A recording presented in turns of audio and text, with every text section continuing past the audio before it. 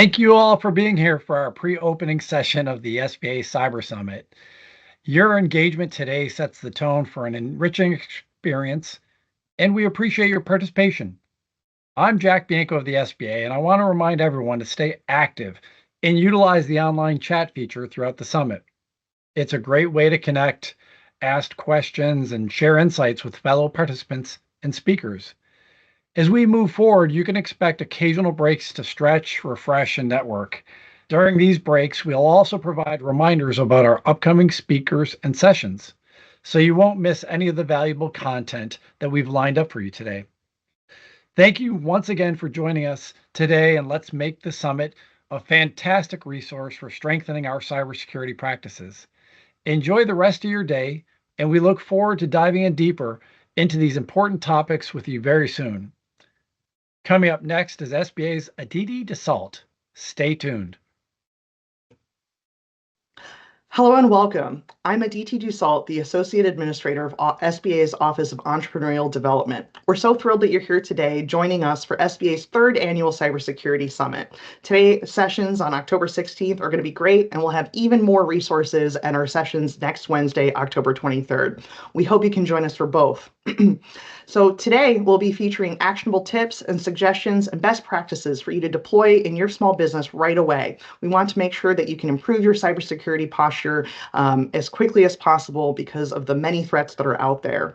But don't worry, you're not going to have to go at it alone, because today we'll feature sessions with federal and state partners, cybersecurity experts, and our innovative small business owners on different panels and different sessions in order to give you the resources, knowledge, and tools you need to be successful in meeting these threats.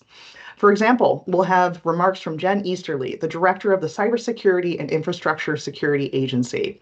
We'll also have a great session led by Dr. Tyrone Grandison of Microsoft. Dr. Grandison will be talking about cybersecurity for mobile platforms and mobile technology. And in today's ever-changing and ever-on-the-go environment, you need to be absolutely ready, no matter where you are, to face these cybersecurity threats. And that's why we need to make sure your mobile technology is also accounted for in your plans. So Dr. Grandison will lead us in on that.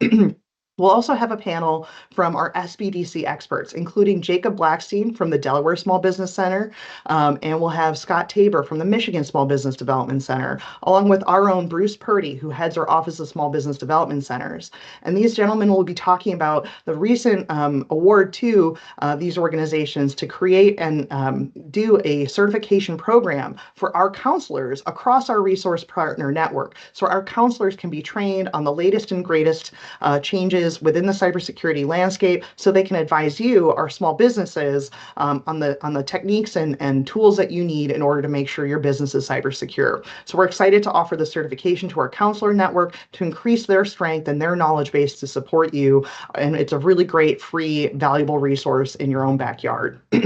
We'll also have a Spanish language session led by our regional administrator, Beto Yarse, and Alfred Ortiz of CSD Ciber. We're so pleased to be able to offer training in languages like Spanish, and so we're excited to have that session today. So I want to tell you about a few additional resources because you're getting a lot of information, and I want to make sure that you know that these sessions will be available on SBA's YouTube channel after the sessions are over.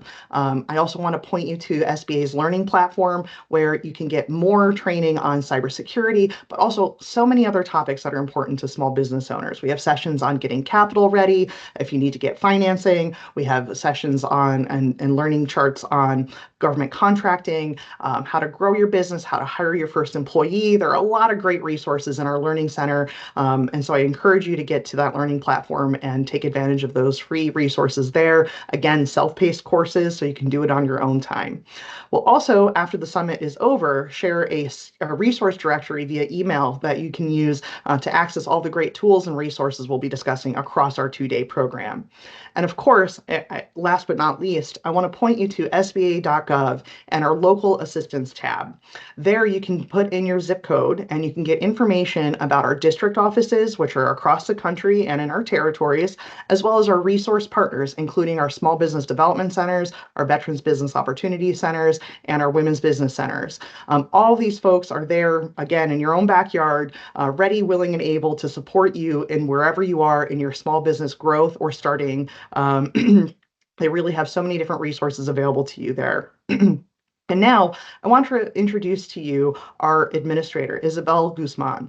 SBA Administrator Guzman is our 27th administrator, and she has been a long-time advocate for small businesses in her home state of California, but also nationwide. This is her second time here at the agency, and fortunately she is our great leader now, but I had the chance to work with her previously when we were both here the first time, and it's been such a pleasure to work with her and her great intellectual curiosity. She's always interested in innovation and cutting edge technology, and of course, supporting our small businesses. So we're thrilled to have her here today to say a quick hello. Thank you.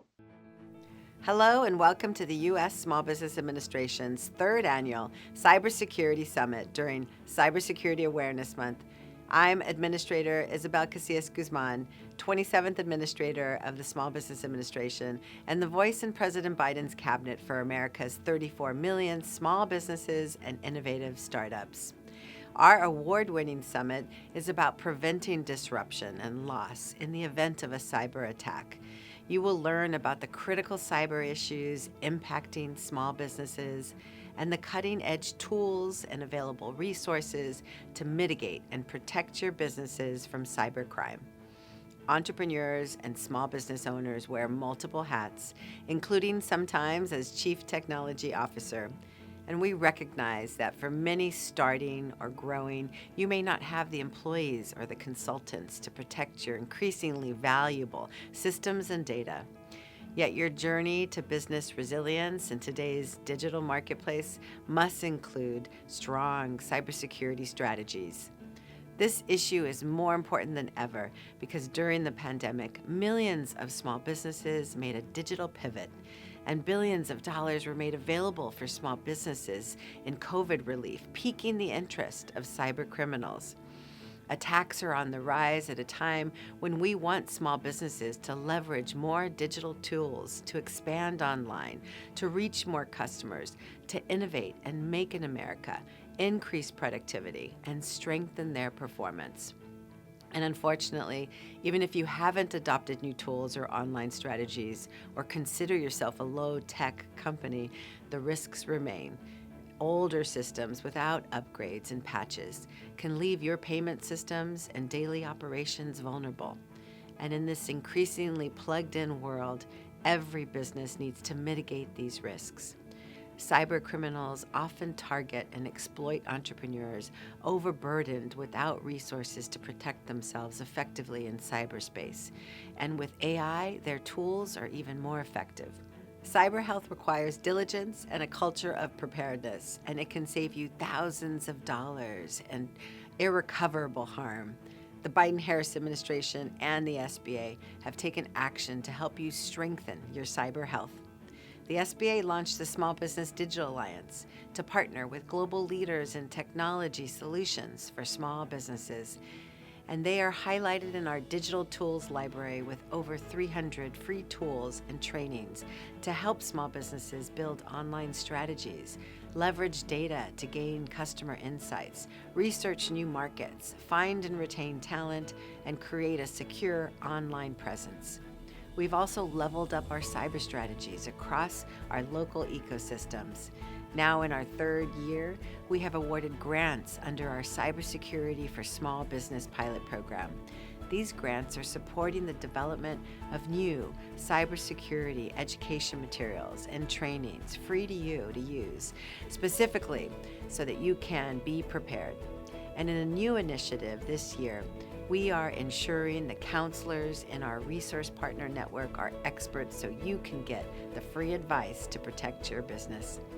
That's why we awarded new funding to Delaware SBDC to build on their years of cybersecurity training expertise and provide a certification to counselors within our entire resource partner network across the country. But the impact of cyber attacks go far beyond small businesses and the SBA. Small businesses are vital to our national supply chains and critical industries. Thus, the threats posed by malicious online actors can potentially impact our entire economy. That's why we continue to work across the federal government and with the private sector across our economy to ensure critical systems and industries are adopting and maintaining best practices, building secure, smart infrastructure, combating digital money laundering, and combating ransomware and other threats whenever they occur. So thank you to all of our federal and private partners who are joining us in this year's Cyber Summit to share best practices and build awareness. Awareness and knowledge are the important first steps. That's why we're here today to hear from the experts and get you connected to the right tools and resources. Together, we can combat cybercrime. We must, as your resilience as small business owners is our nation's resilience. Hello, everyone. My name is Megan Rodriguez, and I'm with the Office of Field Operations at the U.S. Small Business Administration. This includes the 68 local district offices across the nation, which often serve as your first point of contact with SBA and its resources. From all of us in the field and SBA, we thank you for joining us at our 2021 Cyber Summit. We're thrilled to have an amazing and diverse group of small business leaders online today. We'll be kicking off our sessions shortly with a brief message from the Director of Cybersecurity and Infrastructure Security Agency, or CISA. We will then have a panel discussion of various government agencies that happen to provide cybersecurity assistance and resources. We'll have a presentation on Ciber Simplified for small medium businesses in the Spanish language. Tendremos una presentación Ciber Simplificado para pequeñas y medianas empresas. Additionally, we will hear from some small business development centers to understand the meaning of cyber hygiene and best practices. We will hear from a subject matter expert on safeguarding with mobile technology. And lastly, the SBA Administrator Isabel Casillas Guzman will engage in discussion on small business concerns that include technology, cybersecurity, and leadership. We hope you find these sessions not only insightful, but valuable for your business operations. We encourage you to stay engaged and keep the conversation going in our online chat. Share your thoughts, ask questions, and connect with one another. But most importantly, don't go too far, as we're going to start our session shortly. Thank you.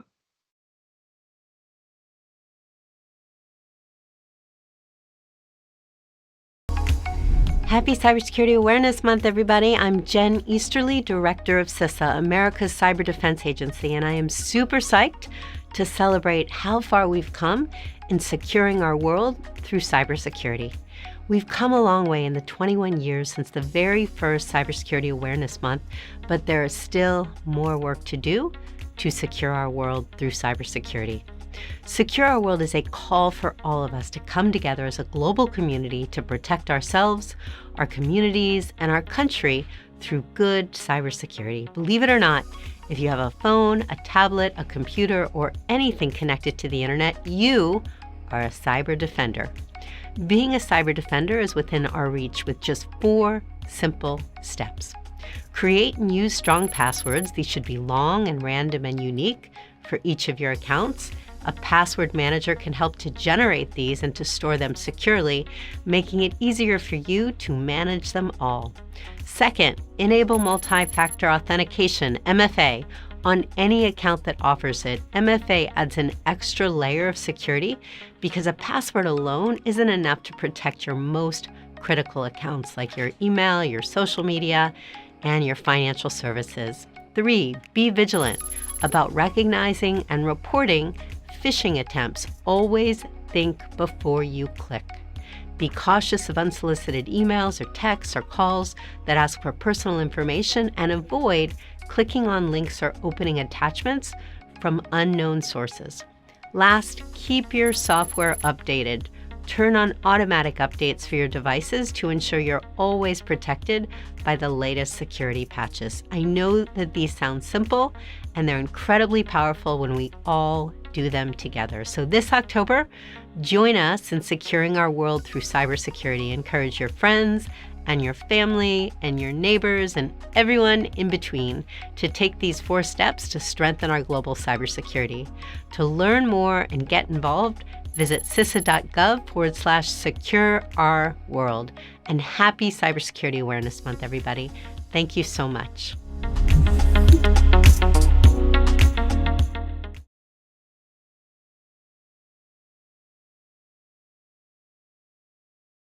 Welcome, everyone. Again, I'm Jack Bianco with the U.S. Small Business Administration. We are so pleased that you joined us for today's SBA Cyber Summit.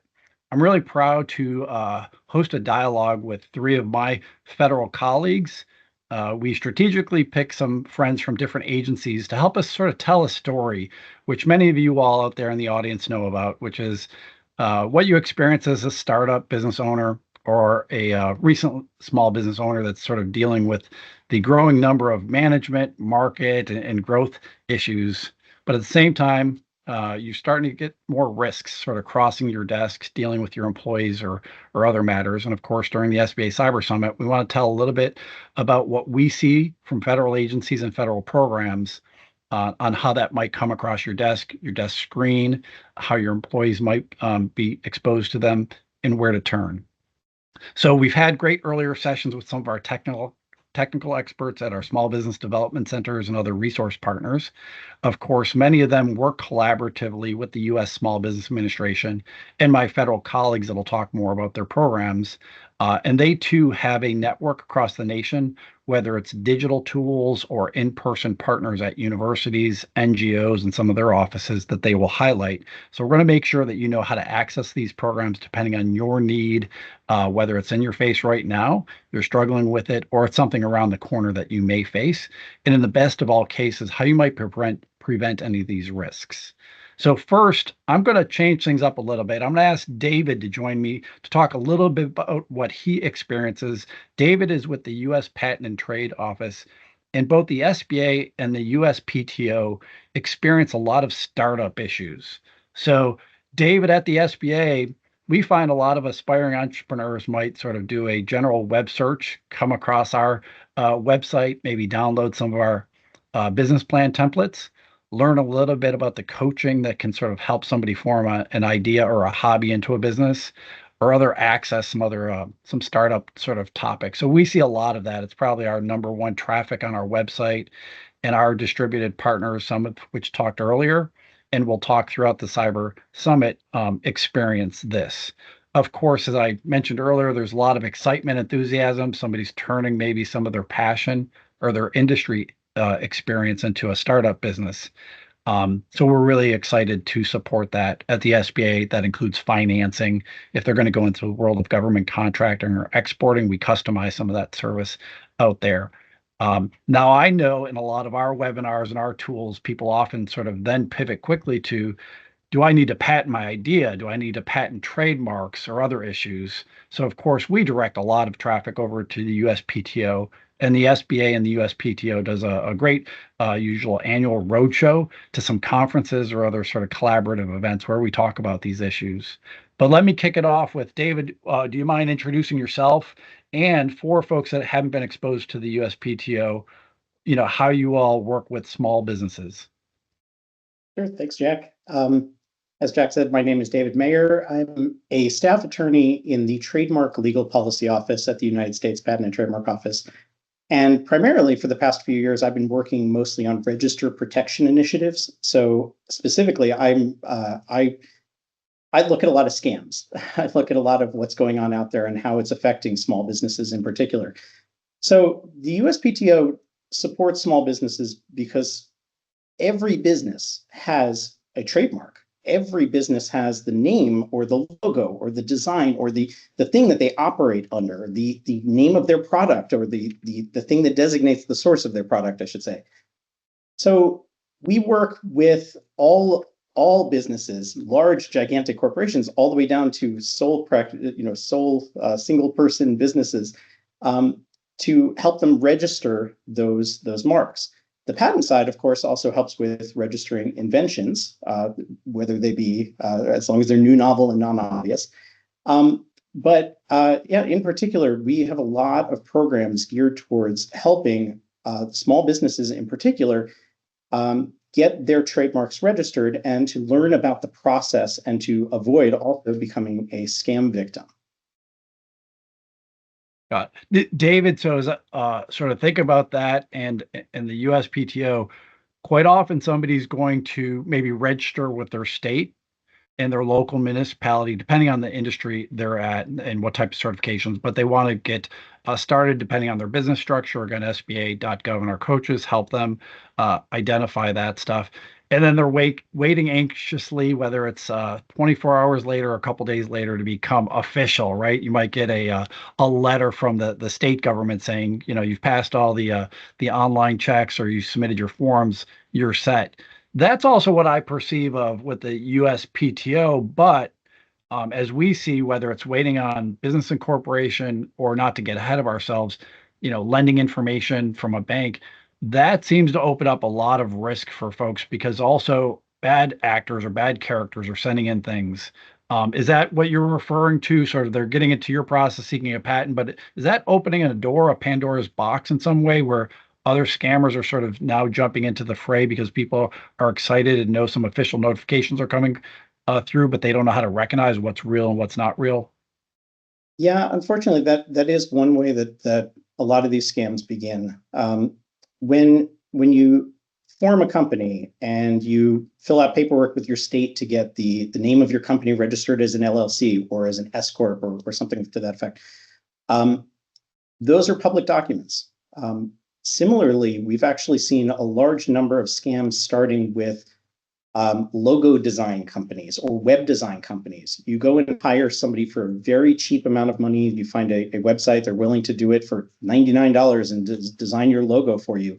Those, as flashy as those websites are, a lot of them are actually being run by bad actors who then use that information to try to trick you or hold you hostage when you go to try to register the copyright in the design of a particular logo or registering the trademark with the USPTO.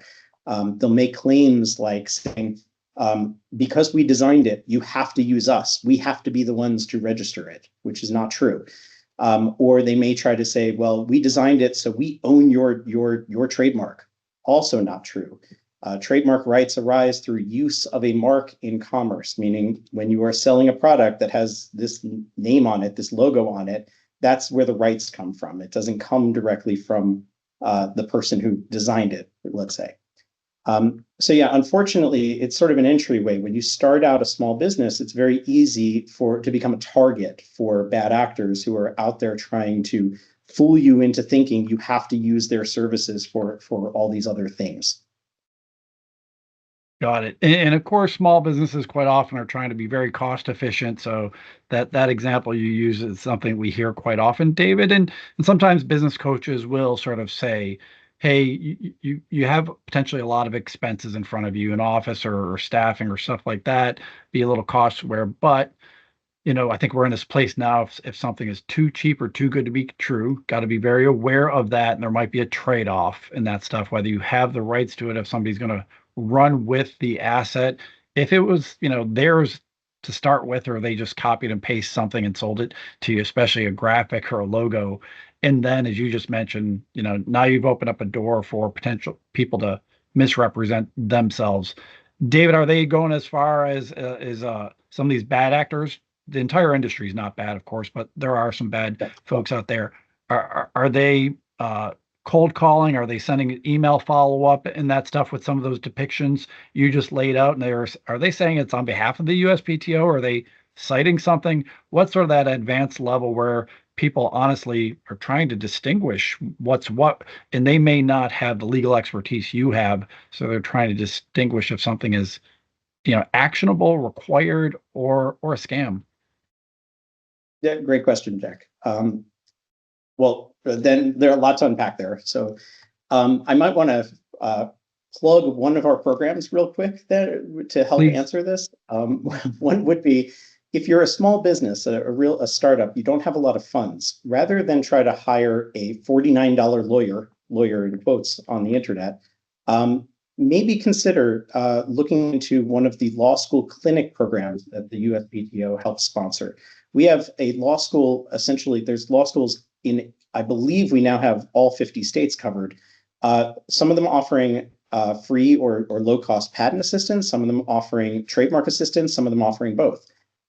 So I would look into those. They're all listed on our website. Law School Clinic Program is what you'd search. As far as what's happening, what we're seeing, there's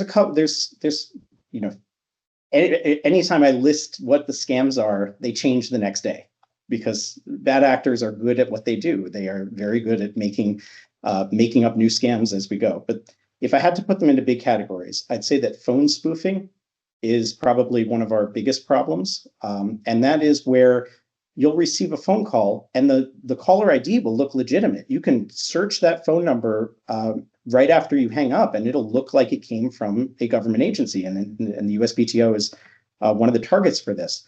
A bad actor, if you file an application by yourself, 2 days later, you could get a phone call from somebody purporting to be from the United States Patent and Trademark Office, reciting the pertinent details of your application, which are public record, and telling you that you need to make a payment immediately over the phone. And because applications are not looked at for several months later, until several months after you file, you could end up being in a situation where you don't even realize that the scam has happened until so many months later, where it's too late to complain to your credit card company, your credit card processor.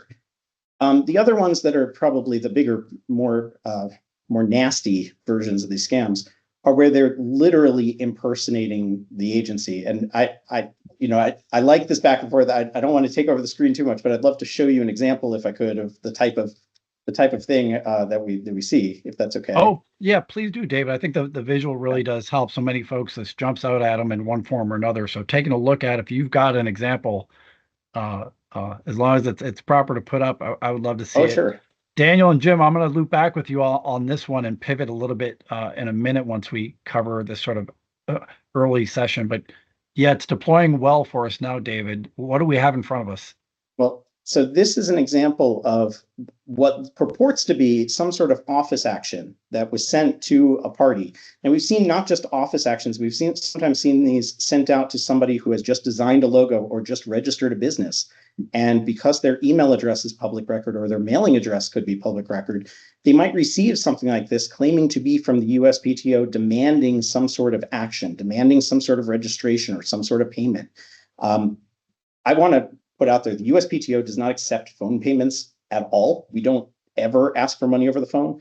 But it's also the fact that registering your trademark in particular is never a requirement. There are benefits to registering a trademark, national priority, but it's never required. But these types of letters actually go out. We see things like misspelling of the Department of Commerce on these things. We see that this is for registering a trademark, but it says the Patents Office, and it's not even Patent Office. We've seen made up fees. There's no such thing as federal taxes on a trademark registration. And bad actors love to plaster gold seals all over the place. And most agencies do not actually put these presentation copies of seals on every document they send out.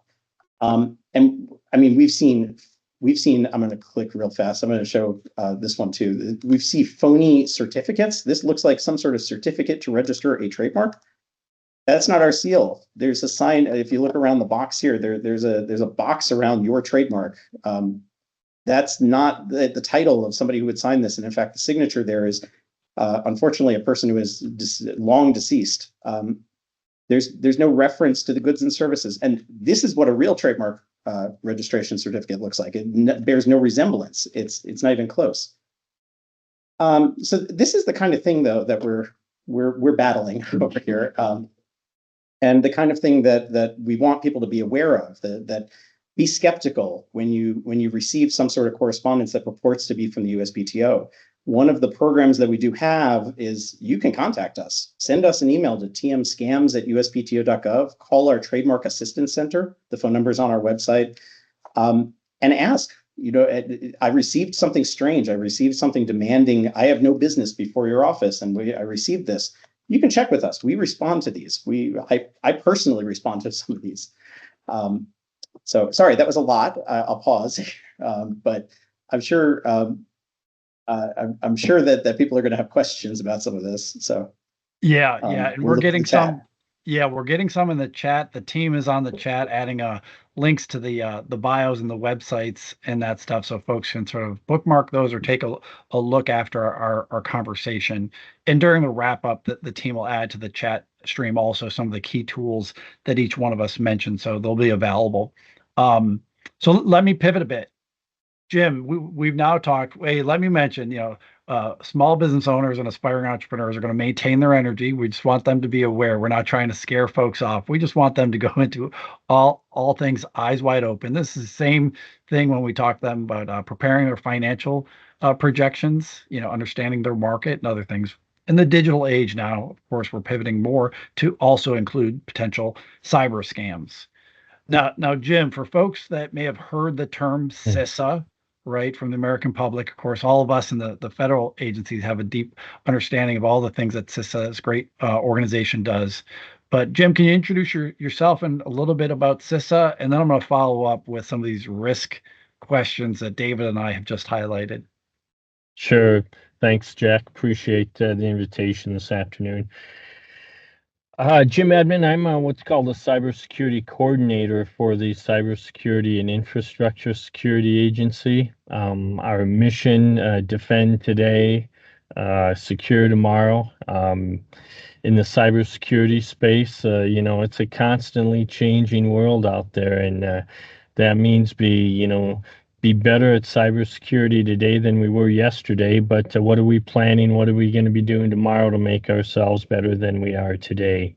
You know, we serve the 16 critical infrastructure sectors from a perspective of trying to protect them in a physical and cybersecurity perspective, you know, all the way from, you know, cybersecurity for small businesses, medium enterprises, large enterprises, you know, wherever the critical infrastructure takes us, we're there to try and assist and improve the defensive measures for all the organizations, for our stakeholders. Jim, and you've got a varied background. You worked in multiple sector or levels of government, or tell us a little bit about your personal story. We're really, proud to have you within the federal family and obviously leading the charge at CISA on the things you deal with. But how did you get sort of introduced to cybersecurity in your work at CISA? Well, I spent quite a few years working for state government in South Dakota, and so that gave me a pretty wide swath of technology exposure. And I spent the last 13 years as a chief information security officer, and that just really enlightened me as far as to the risks that occur at all levels of government. You know, whether it's local governments, municipal, statewide governments, and just presented a great opportunity to go work for the Department of Homeland Security and CISA and put some of my experience to work. Awesome. Well, little foreshadowing. Next week, we're going to have some of the your Dakota peers talking about some of the state innovations, many of which you probably participated in, Jim, because we've got the Dakota sort of helping nascent entrepreneurs as well.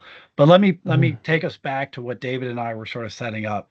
So now small businesses are on their journey, and existing small businesses as they grow or scale. Jim, can you talk a little bit about sort of the risks? I know David and I didn't capture all of them, but some of the main risks along the cybersecurity front that you're observing small businesses are exposed to?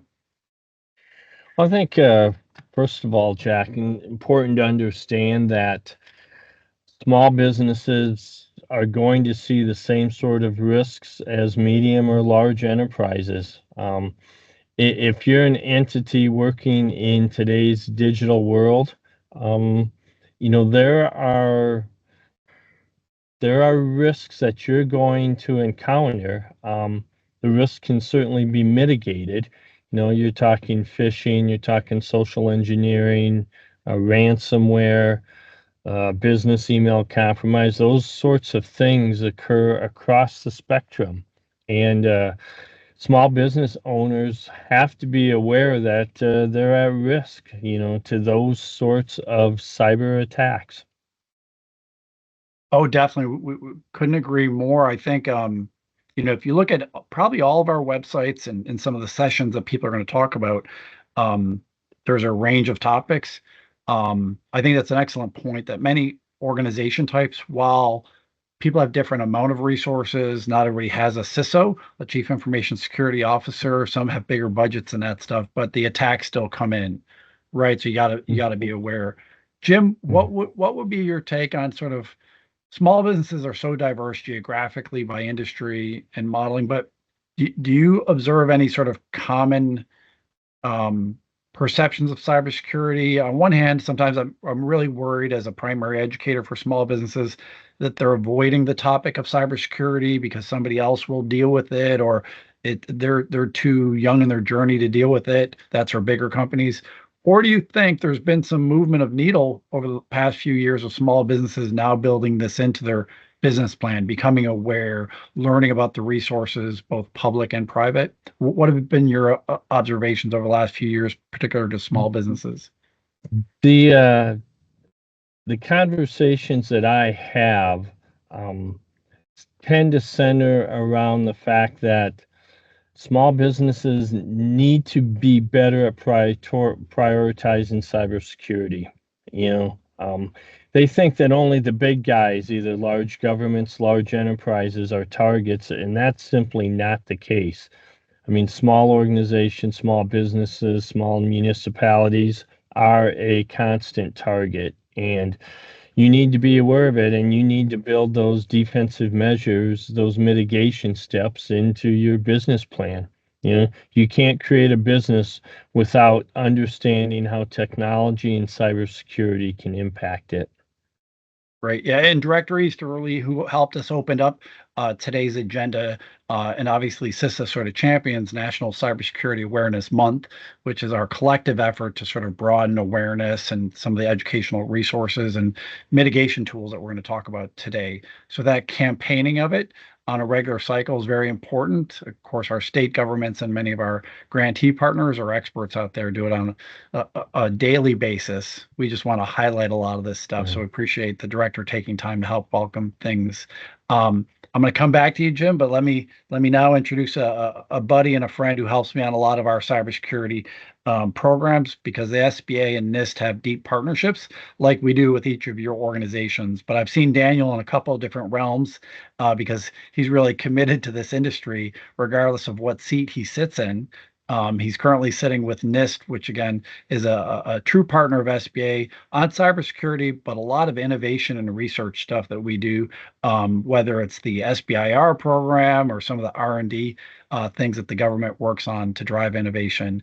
But Daniel, welcome. Again, I sort of teed it up because you're kind of knee deep in this, but for folks that are not aware of NIST, tell us a little bit about NIST from the 40,000 foot perspective and your role there. Yeah, thanks for having me. And thanks to all of you for joining today and taking time. I know it's hard to take time out of your busy schedules to learn. And, you have so many things to worry about. And so I appreciate you all joining us today. So I'm the lead for small business engagement at the National Institute of Standards and Technology, or commonly referred to as NIST. So we are a non-regulatory bureau in the U.S. Department of Commerce. And our mission is to conduct measurement science research.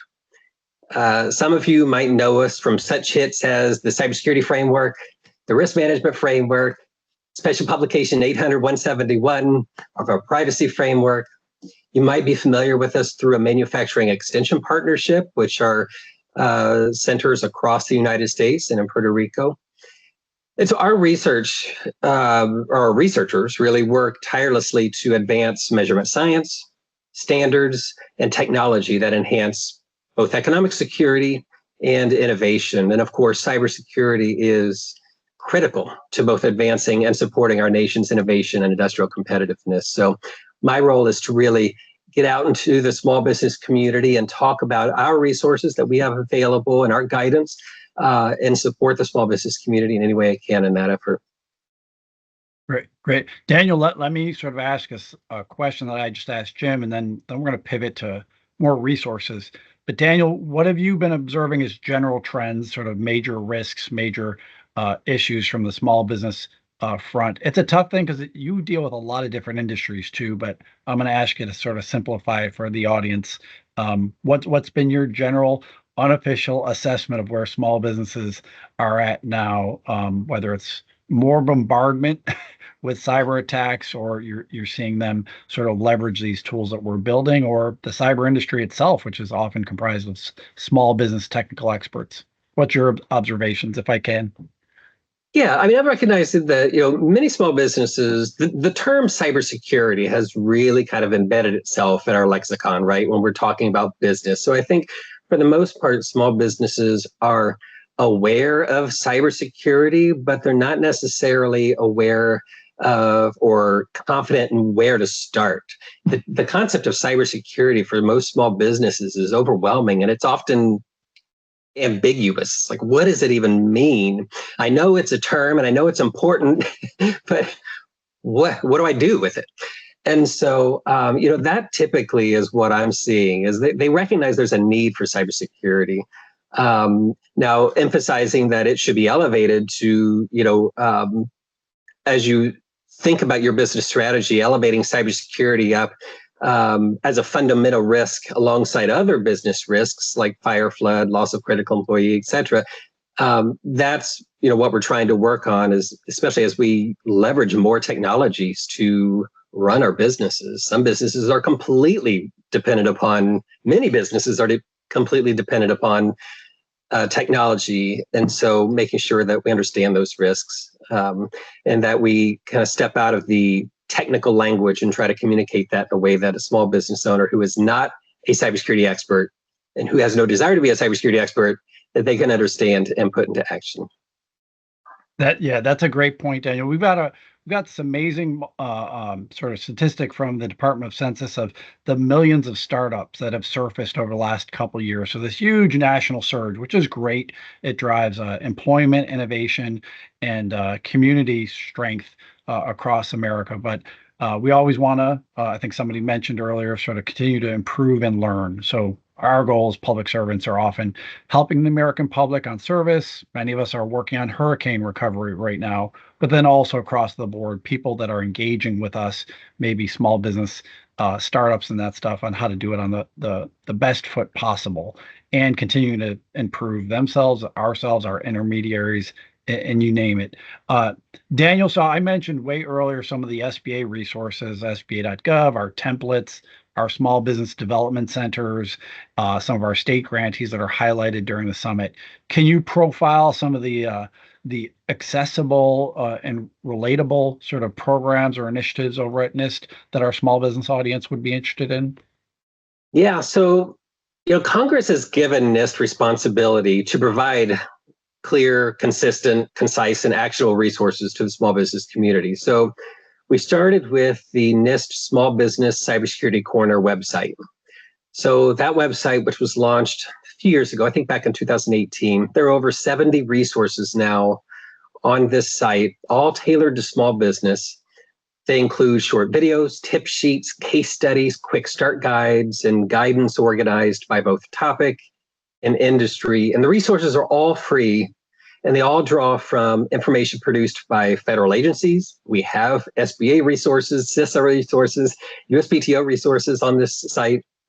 And we also have resources from nonprofit organizations. So we're bringing them all together because sometimes it's hard to find cybersecurity information because every federal agency has their own kind of stuff. And so this Small Business Cybersecurity Corner website brings them all together. Another two more resources I want to talk about. One is we released the Cybersecurity Framework 2.0 in February, which is voluntary guidance that organizations can use to develop their cybersecurity risk management strategy. Along with that, we released a CSF 2.0 Small Business Quick Start Guide to use it as, so organizations can use this as an on-ramp to the cybersecurity framework. And I will add that the Small Business Quick Start Guide is translated. It's not only in English, but it's translated into French, Spanish, and Portuguese, and soon will be in Japanese as well in the coming month or two. The other resource that I want to highlight that I quickly touched on earlier is our network of manufacturer extension partnerships, again, in all 50 states. In Puerto Rico. And if you're in the manufacturing sector or related to the manufacturing sector in some form or fashion, and you need help with export assistance or you need help with cybersecurity, these manufacturing extension partnerships can help you with that. And so outside of our standards and guidelines and our tip sheets, we also have kind of that boots on the ground of support as well. Excellent. And Daniel, in the chat, we've added some links on the standards. I know you've got communities of practice, a lot of opportunities for folks to participate in public comment capacities, but then also industry input mechanisms. Let me sort of open it back up to all of us, and this is more for Jim and Daniel. When David posted those letters, I might have clicked on those, or I might have called. That was. I never want to applaud scammers, but in the hecticness of late night startup world and that stuff, when you're getting something sort of coming across, or if you delegate it to somebody who might not be trained, that seems to be sort of a big issue out there. And again, you may have seen a letter like that saying, oh, you were denied something. Maybe a scammer thought that was a good approach, but call here for a fee to get bypass some decline. You think people, are often dealing with multiple things at one time besides clients, marketplace, other, regulatory issues. Jim and Daniel, do you all see literal letters and scam emails like that sort of coming across some of your partner desks or your desk and that stuff, you see on the uptick? And again, if so, do you push them back to some of the partners that you all engage with that can service locally or online? Or Jim, you're on mute. I'm gonna let you go on unmute and then kick it off and let Daniel respond as well. How's that look? You're good. Yeah, we unfortunately we see the scams every day, and they're getting better and better. What David was showing looked very authentic, and people just need to be well trained and understand that not everything is free out there. You may get free and really good offers, but folks, you have to be aware that there's a lot of scams occurring. Business email compromise, where we see folks doing the invoice scam, occurs, especially targeting small businesses on a daily basis. And folks need to be aware that you get an email and somebody's saying, hey, we changed our bank account number and our routing number. Here's our new numbers, and it looks authentic. Hey, take 30 seconds, 60 seconds, pick up the phone and call that partner and say, hey, did you really send me an email?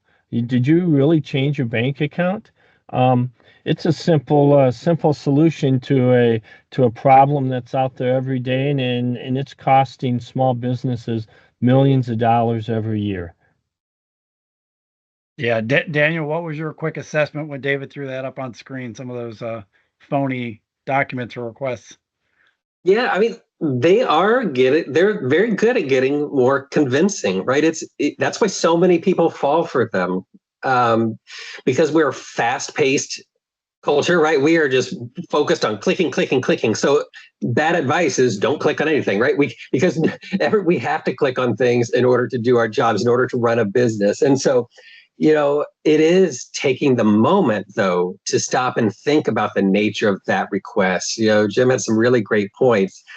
Building in processes into your business and procedures, into your business governance, so that there are checks and steps to verify the legitimacy of a specific request, like a change of a bank account information. That's really important. Or like if somebody emails saying, I need you to wire me X amount of dollars, right?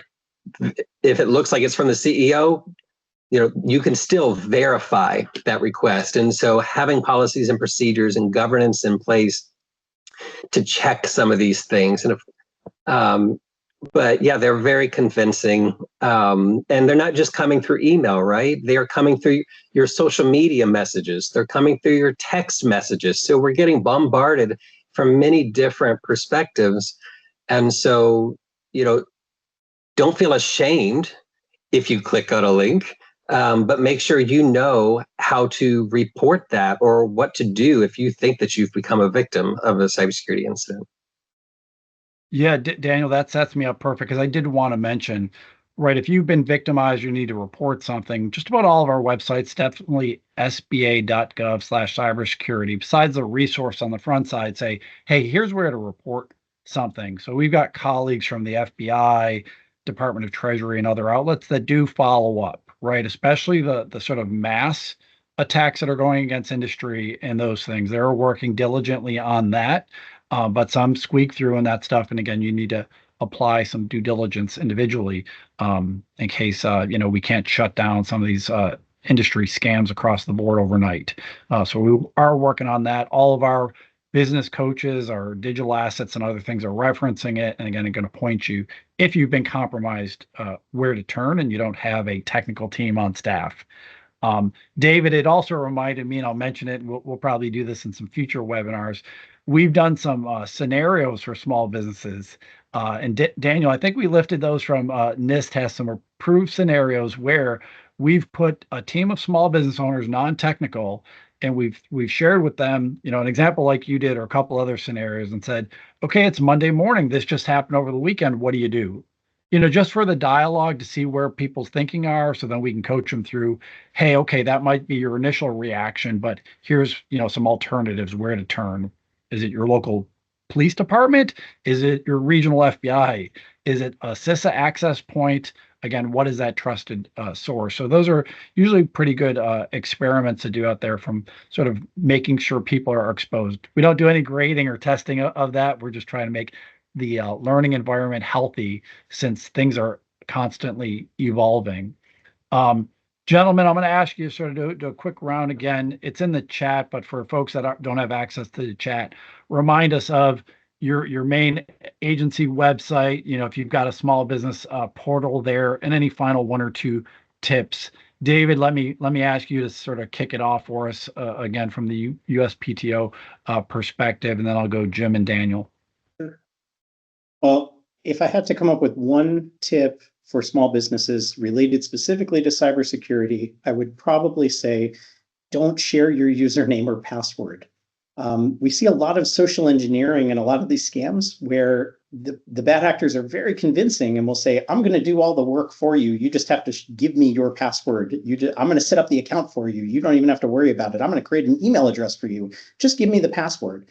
And they're very convincing. And, not to shame anybody for falling for these, they're very good at what they do, the scammers. But that would probably be my number one main tip. As far as agency specific, I would encourage any small business to consider looking into our trademark boot camp. We run boot camps throughout the year. The whole program is 8 weeks long. You don't have to go to the 8-week long program. It's all online. It's an hour of your day, once a week for 8 weeks. You don't have to do all of them. You could jump in for a particular topic, but they go through the entire trademark application process, things you want to be on the lookout for, how to do a search. So if you're trying to come up with what to name your business or to name your product, how you would choose the most effective trademark for your particular needs. And if you can do a lot of these things yourself, then you don't have to worry about a scammer jumping in and doing it for you or trying to convince you that they need to do it for you. So some self-help, I think, is one of the things that I'd like to highlight. But other than that, I think that I would, and I put a link in the chat, but our Trademark Assistance Center is available 8 a.m. to 8:30 p.m. Eastern Time, Monday through Friday. They're there to answer questions about the process. They're there you can check with them and say, I received this. What do you make of it? And then somebody live on the phone will tell you, hey, I'd be careful. That sounds like a scam. Or go ahead and report that to us. We'll send you the links to law enforcement to report it to one of them. We want to be in communication with businesses, with small businesses. We want to help you get your trademark registered, in particular for my office. So reach out to us. Don't be afraid. It's a big, scary government agency. We are very friendly. It's run by people who want to help you. Our goal is to help you. So that would be my other big takeaway. Got it. USPTO.gov. David, you mentioned earlier, and I just want to shout out to the law clinics out there. There's also a growing number of cybersecurity clinics, right? For anybody that's engaged with these type of clinics, which probably go back decades, really, really great. Many times associated with the government, but not always. They're independent. A lot of people that are trying to give back to their community with expertise. So shout out both to the law clinics and the cyber clinics, which are doing yeoman's work in so many communities out there. Jim, over to you. Sort of, a couple tips and main sort of portals to access CISA, whether it's online, phone numbers, or as I mentioned, SBA and CISA collaborate on a lot of regional events too. But what things you want to plug tips wise and organizationally for the audience?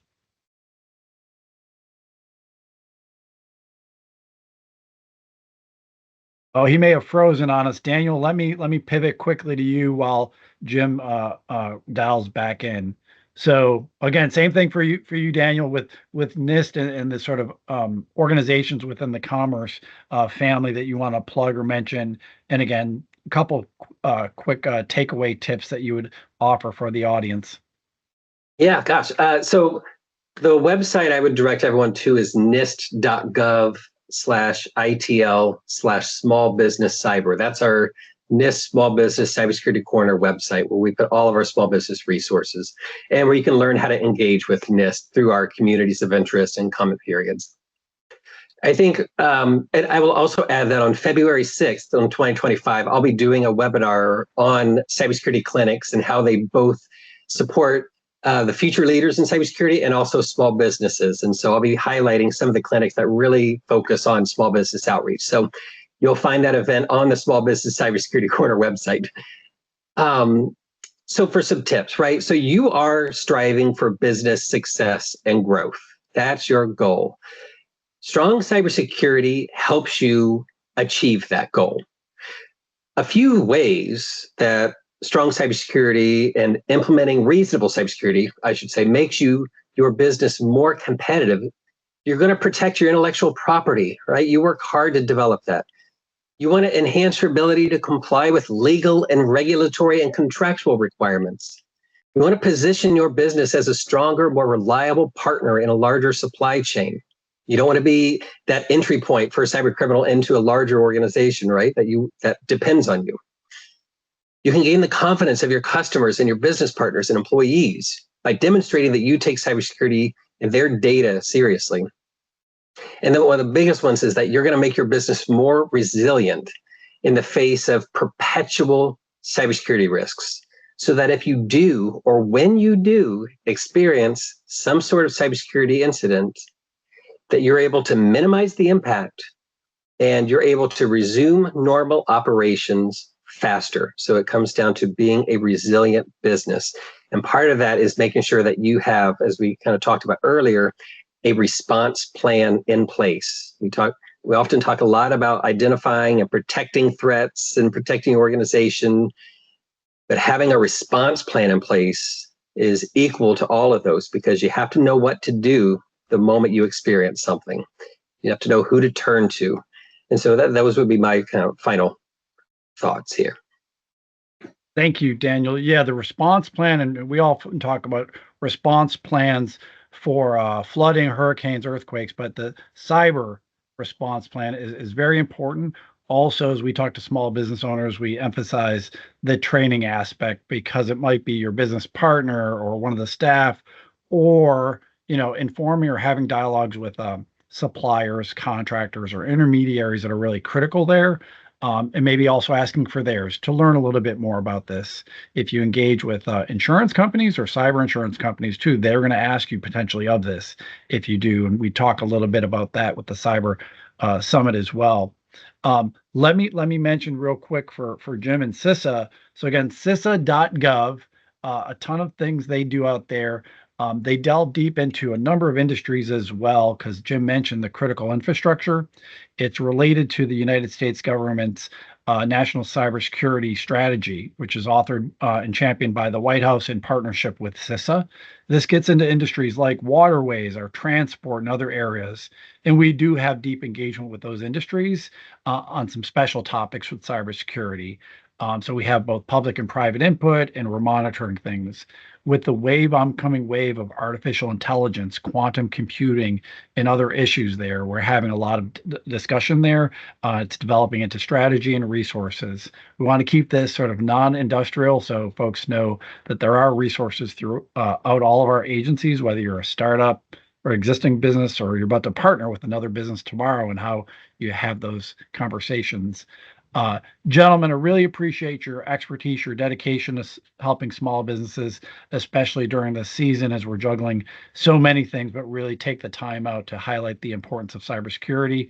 Of course, at SBA.gov, we've got links back and forth to you all. We embed a lot of our stuff. So if you pull up one of our templates, it's got USPTO and NIST and CISA information, and a lot of our colleagues from other agencies. When we're not doing webinars, quite often we become friends on intergovernmental committees and work groups, because there's a lot of coordination, rightfully so, for small business interests, and we're working actively with it. But Daniel and David and Jim, who's offline with us right now, our sincere appreciation for joining SBA Cyber Summit 2024. Hats off to you. Thanks again. Thank you. Thank you for having us.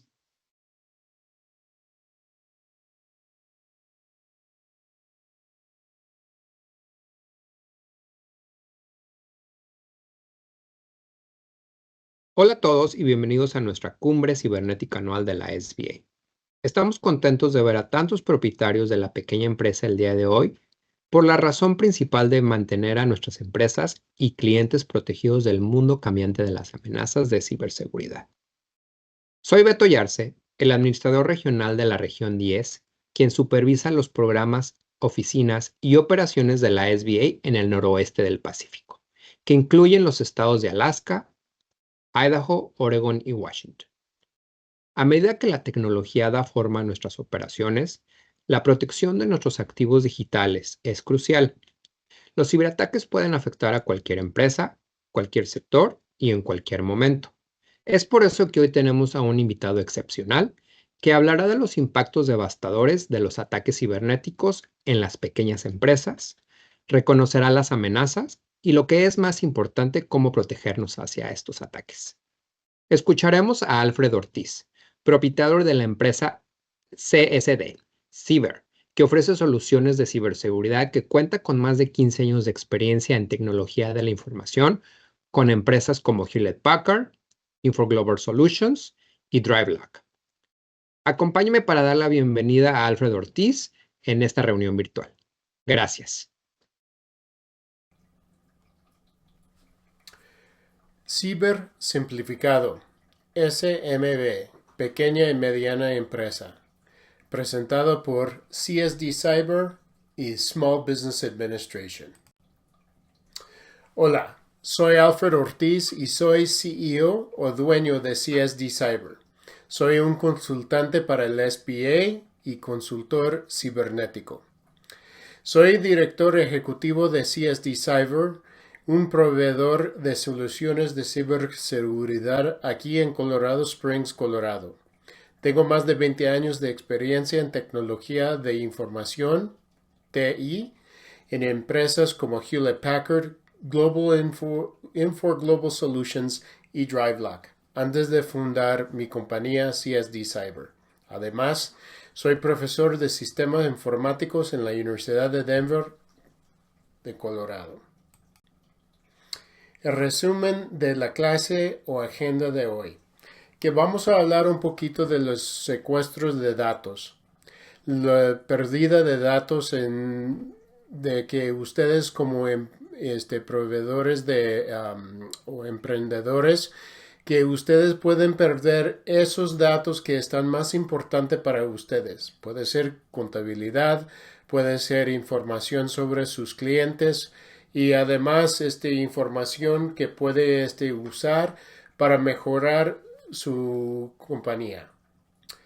Para que podamos hablar un poquito de esto, el 60% de las pequeñas empresas cierran en los 6 meses de un ataque cibernético. Entonces vamos a concentrarte en tus empleados, que son una de las razones que ustedes deben de perder los datos. Estás a un clic de perder tu negocio. Quiere decir que si hay algo, y vamos a ver hoy ejemplos donde si hace un clic o pinchan a un lugar que está equivocado, ese puede perder todos los datos de computadora o ordenadora que ustedes traen y los datos que estamos hablando.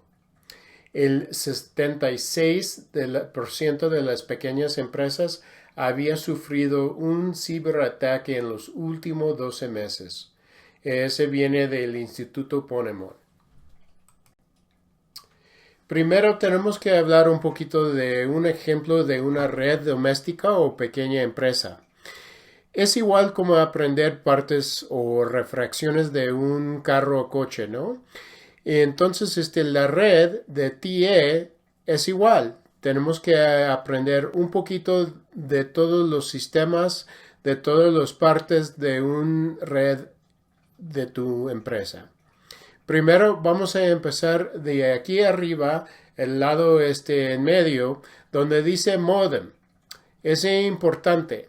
Lo que pasa aquí, este modem viene con la nube aquí en el lado izquierdo, donde está la internet. Entonces toda la información viene de nube al módem fuera de la casa o de tu edificio donde están las cosas y entra por el módem. El módem traduce, decimos, toda la información y todos los datos del internet y pasa por el enrutador. Enrutador es también conocido como del Wi-Fi. Entonces el Wi-Fi es como el señal o la antena que está emanando toda el señal para toda esa pequeña empresa. Puede ser uno o puede ser muchos, ¿no? Que se llama mesh, enrutadores. Y esa señal está empujando en todos lados, igual como un señal de la radio. Entonces ese señal está conocido por todas las partes de la red. Y en este caso podemos tener el lado derecho la tele, donde puede recoger todos los señales de ese Wi-Fi. También abajo, que puede ser su impresora, que imprima todas las cosas que necesitan ustedes de la computadora o ordenadora. Su teléfono también toma el señal que puede usar por llamar teléfono, enviar text y todo eso. Al mismo tiempo, el más conocido es usar el Wi-Fi por el portátil o computadora. Y en este caso, ustedes pueden estar en un sitio de internet, ustedes pueden tener un lugar donde pueden vender sus productos o servicios por internet. Y todo está conectado por el routador o Wi-Fi de esta empresa, que puede ser en su edificio donde tienen su empresa o puede ser fuera, donde hay Wi-Fi y usted puede conectar. En este caso, vuelve al modem y fuera todos los datos sale del nube y sale por el internet de todas las cosas. Entonces, estos son los partes muy importantes para conocer para un ejemplo de una red doméstica. La cosa que ustedes tienen que entender es que hay software en este modem y también en el routador, se llama firmware, que vamos a hablar un poquito más de este software firmware, que es muy importante para que tiene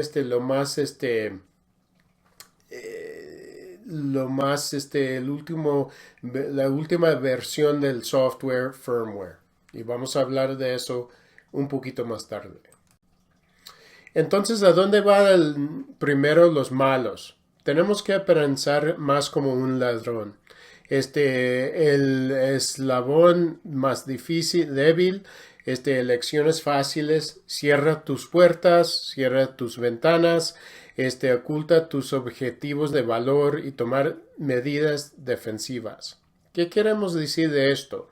Entonces, todas estas partes que hemos visto, por ejemplo, el modem, el routador, todo los puntos finales que hablamos de la tele, teléfono y portátil, impresoras, tenemos que pensar qué podemos hacer para que no es tan fácil para que los malos puedan entrar en esos puntos en su red. Es fácil, ¿no? Hablamos un poquito más de contraseñas en tu portátil, no lo va a dejar abierta tu portátil para que todos puedan entrar. Por ejemplo, sus empleados, puede ser clientes que están viendo pantallas que están ahí y ustedes no pueden dejar papeles que han imprimido que tiene datos informativos y muy sensitivos para esos sus clientes que están ahí sentados todos esos papeles con esos datos sensitivos. Entonces tenemos que pensar qué es lo más fácil para los malos o los ladrones para robar esos datos. Entonces no dejan que sus cosas de valor están ahí enfrente donde la gente puede ver, donde la gente mala puede ver esas cosas. Entonces es una cosa que usted tiene que tener un poquito más de idea cómo podemos esconder esos datos o ponerlo en un lugar que está más seguro. Entonces, ¿qué es la amenaza? Entonces, la amenaza es secuestro de datos. Queremos decir, cómo pueden robar esos datos. Porque el segundo que roban esos datos es casi imposible regresar. Entonces, si no van a regresar, entonces puede quitarlos, puede ser secuestrador de esos datos y ustedes tienen que pagar para regresar esos archivos que están ahí o carpetas que están ahí que han robado. Entonces la pérdida de datos es muy, muy importante. Como he dicho antes, 60% de las pequeñas empresas cierran dentro de 6 meses posteriores de un ciberataque. Entonces es vital que ustedes reconoce esa amenaza, que ustedes pueden cerrar todos esos lados para que no es tan tan fácil que ellos, los malos, pueden robar esos datos. Entonces, tenemos también entrenar los empleados. También hay lugares como de phishing, ingeniería social, donde por ejemplo están enviando notas que si hacen clic aquí ganan algo y es puro mentira, es para hacer el clic y van a robar los datos. O por ejemplo, si llaman a una persona, favor de dame su contraseña, entonces hay gente que hacen eso también. Y tenemos que entrenar a esos empleados para que saben que estos datos están muy, muy importantes, no solamente para usted, pero también los clientes y también para la empresa que ustedes tienen. Entonces estás un clic de perder todo el negocio y ustedes como emprendedores tienen que estar seguro que están haciendo todo lo que puedan para estar seguro y evitar una amenaza como esto. En esta situación voy a decir que tan rápido que uno puede perder estos datos es tan rápido como la electricidad. Y en este caso vamos a ver todo que puede pasar en menos de un segundo. To visit websites that contains identity theft virus. To unlock the computer, please call support immediately. Please do not attempt to shut down or restart your computer. Doing that may lead to data loss and identity theft. The computer lock is aimed to stop illegal activity. Please call our support immediately. Important security message. Your computer has been locked up. Your IP address was used without your knowledge or consent to visit websites that contain. Entonces podemos ver si hay un ataque de phishing que, por ejemplo, usted o uno de sus empleados ha picado en la pantalla. Puede ser el resultado de eso. Entonces va a estar cerrado su computadora, pueden estar robados por todos los datos y ustedes no pueden regresar con los datos que han dicho. Y si ustedes no tienen backup o grabado por otro lugar en un disco duro, en otro lugar, el segundo backup, por ejemplo, ustedes no deben de regresar esos datos, van a cerrar su portátil o computadora y jamás van a ver esta información otra vez. Entonces, es un ataque que puede pasar así. Y vamos a aprender un poquito más de las formas de ataque de los ladrones de datos. Entonces, ¿qué son los vectores de amenaza?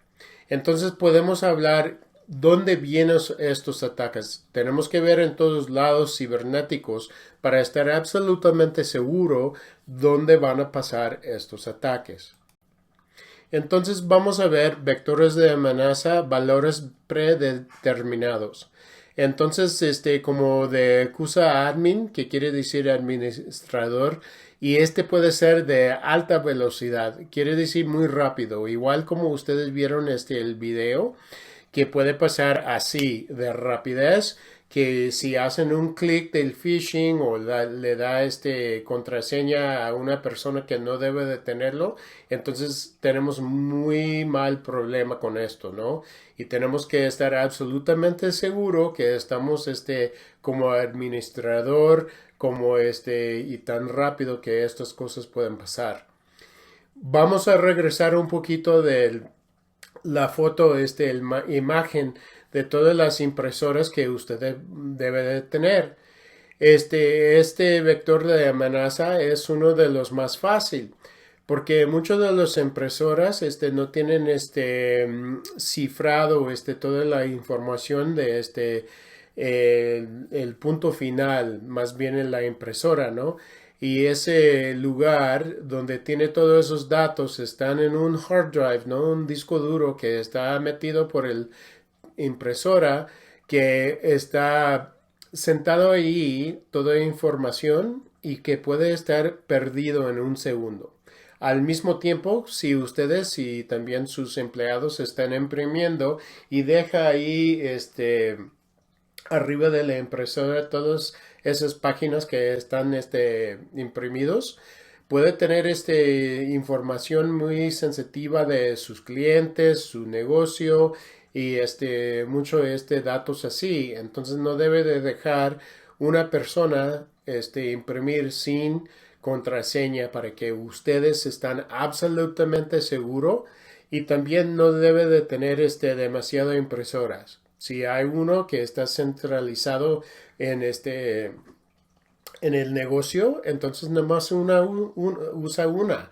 Entonces si hay más, por ejemplo, pisos o plantas de donde van a usar impresoras, está bien para tener más. Pero también tenemos que recordar que tenemos que tener cifrado los datos y al mismo tiempo tener contraseñas para cada quien que usa esa impresora. También tenemos que pensar de actualizaciones de firmware, que quiere decir, como estaba hablando del modem, también enrutador y por ejemplo, tele que está usando por el Wi-Fi. Todos esos hardware, ¿no? Que están parte de refacciones de la red, tiene que tener la última versión de firmware, que es el software que maneja todas las cosas que hacen ese parte de refracción de la red.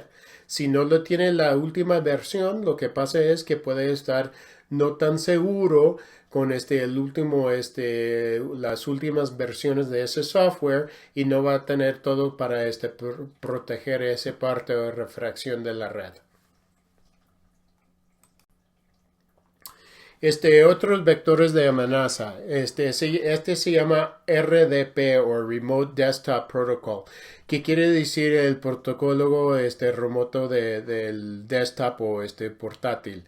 Entonces, en este caso tenemos un puerto, se llama 3389, que está marcado por Microsoft, ¿no? Que es un puerto que ustedes, por ejemplo, han visto la luz que está flechando atrás de una computadora o servidor. Están ahí esos puertos, se llaman puertos. Entonces tenemos que cambiar esos puertos, porque los malos saben cómo entrar en esos puertos. Cuando entran su red, también puede entrar el puerto, y ese puerto puede entrar en portátil, computadora, tele, de cualquier lugar. Y cuando estén metidos en esa red, entonces tenemos problemas, porque van a estar viendo todos lados de la red para que puedan ver qué datos pueden robar. Entonces tenemos que tener mucho cuidado con ese puerto y cambiarlo si es posible. Y al mismo tiempo tenemos que usar VPN, que quiere decir red privada virtual. Vamos a hablar, el nombre que he puesto se llama la manguera, que vamos a pensar un poquito de descripción de la manguera. Entonces, VPN quiere decir, por ejemplo, de una manguera donde entra agua a un lugar y sale al otro. Pero en este caso, en vez de agua, estamos usando información o datos que están corriendo por manguera. Entonces del internet está entrando esa manguera datos y sale al otro lado de tu computadora. Lo importante de este VPN que ustedes pueden comprar, por ejemplo, de muchas compañías que están ahí, VPN, y puede ver por el internet, este manguera está encriptado o cifrado todos los datos que están adentro para que nadie puede ver que está entrando y tampoco saliendo del otro lugar de la manguera. Entonces este VPN cuesta un poquito, como más o menos 10 dólares al mes, pero puede asegurar todos los datos que necesita. Y también tiene que aprender o contratar una persona cómo configurar de forma segura para que ustedes puedan usarlo. Es más o menos fácil, pero si ustedes no entienden cómo hacerlo, entonces recomiendo que ustedes hablen con un consultante que pueda ayudar con esto. Entonces este es otro vector de amenaza.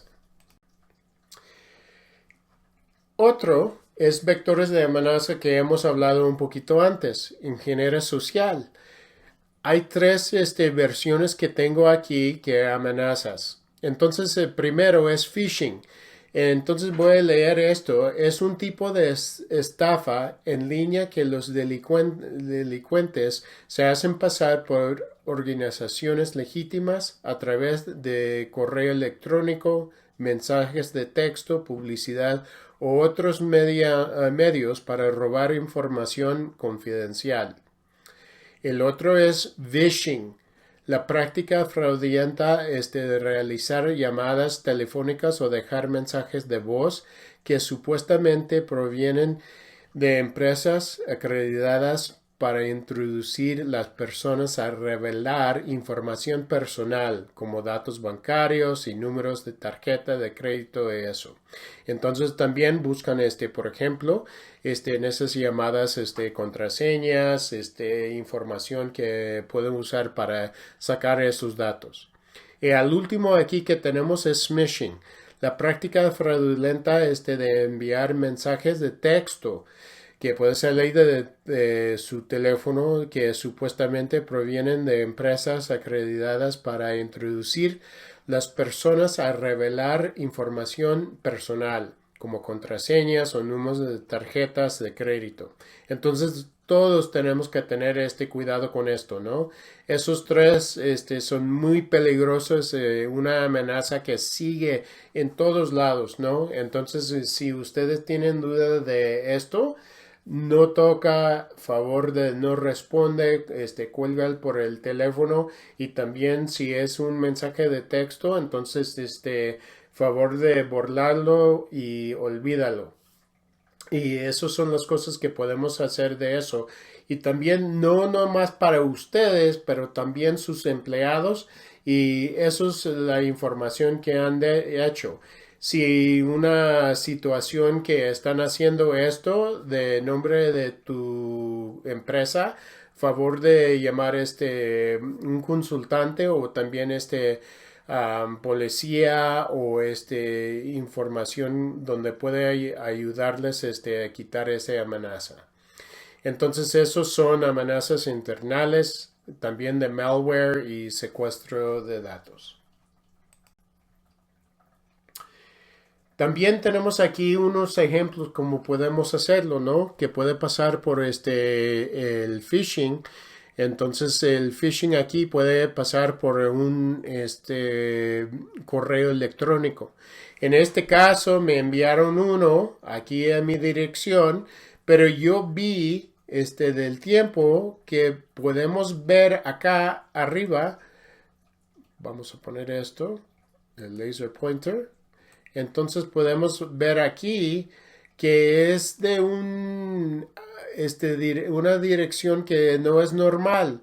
No viene de Microsoft, se llama normashotel.com, que es un poquito raro, ¿no? Que entonces si no hay foto y vamos a ver, no parece bien. Entonces podemos ver Your account password has expired. Entonces, ha pasado su contraseña de su cuenta. podemos ver esto, ¿no? Entonces es un poquito raro esto y debo de empujar aquí para nada. Entonces a favor de delete o borrar este correo que ha llegado a su buzón. Aquí está otro. Entonces me enviaron acá. Aquí de esta dirección vino, ¿sí? Ciber @3211318.com. Sepa dónde venía esto, pero también tiene this link will work for anyone. Entonces este lugar, este botón va a trabajar para cualquier persona. Entonces, si empujo aquí, entonces tenemos un problema, ¿no? Que puede ser de malware, puede estar robando mis datos, secuestro de datos. Tenemos un muy mal problema. Entonces, si hay algo así que parece raro, empuja delete y olvídalo. En este caso, uno viene de Microsoft, ¿no? Tenemos nombre, tenemos de dónde va y para ver sus documentos, view your documents, se dice. Entonces tenemos que tener mucho cuidado. Parece como sale bien, todo el botón, gracias, thank you y todo esto que tiene, pero se ve raro, ¿no? No conocemos persona, vino de este lugar. Entonces, si ustedes no están esperando correo de unas personas de estos lugares, favor, bórralo lo más rápido posible. Entonces vamos a seguir un poquito más, ¿no? Vamos a hablar de sectores de amenaza de software, hardware antiguo. ¿Qué quiere decir software? También ustedes saben de eso, de hardware antiguo. Por ejemplo, si usted tiene computadora o portátil de Windows 7, no vale la pena tenerlo porque lo que pasa es, funciona el sistema operativo, pero lo que pasa es que no tiene el software, la versión más reciente para protegerte. No está soportado por Microsoft.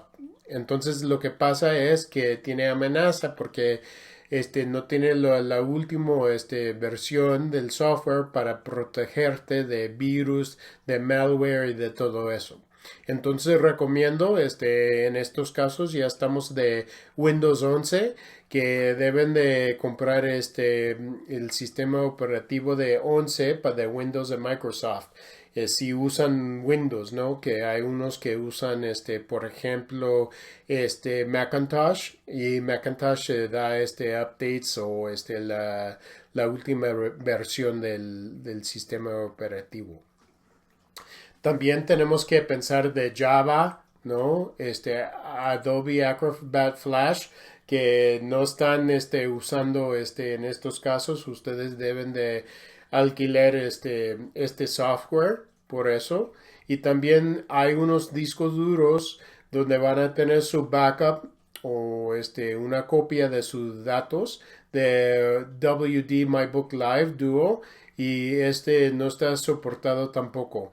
Entonces muchos de estos no están soportados o apoyado por el software, y ustedes deben de comprarlo todo de nuevo.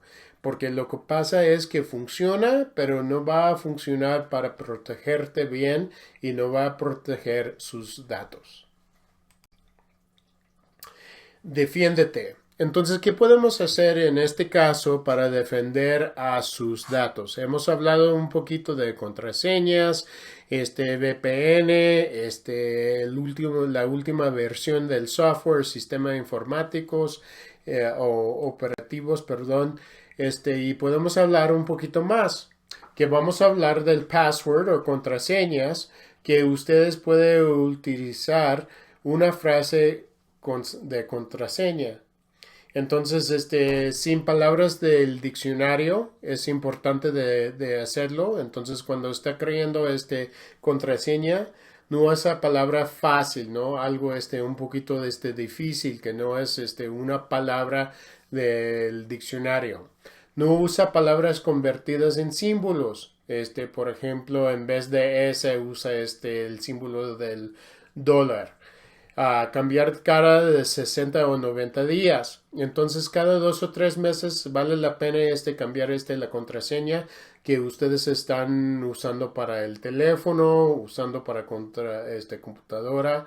Y también podemos usar autenticación multifactor. ¿Qué quiere decir esto? Se llama MFA en inglés, ¿no? Autenticación multifactor.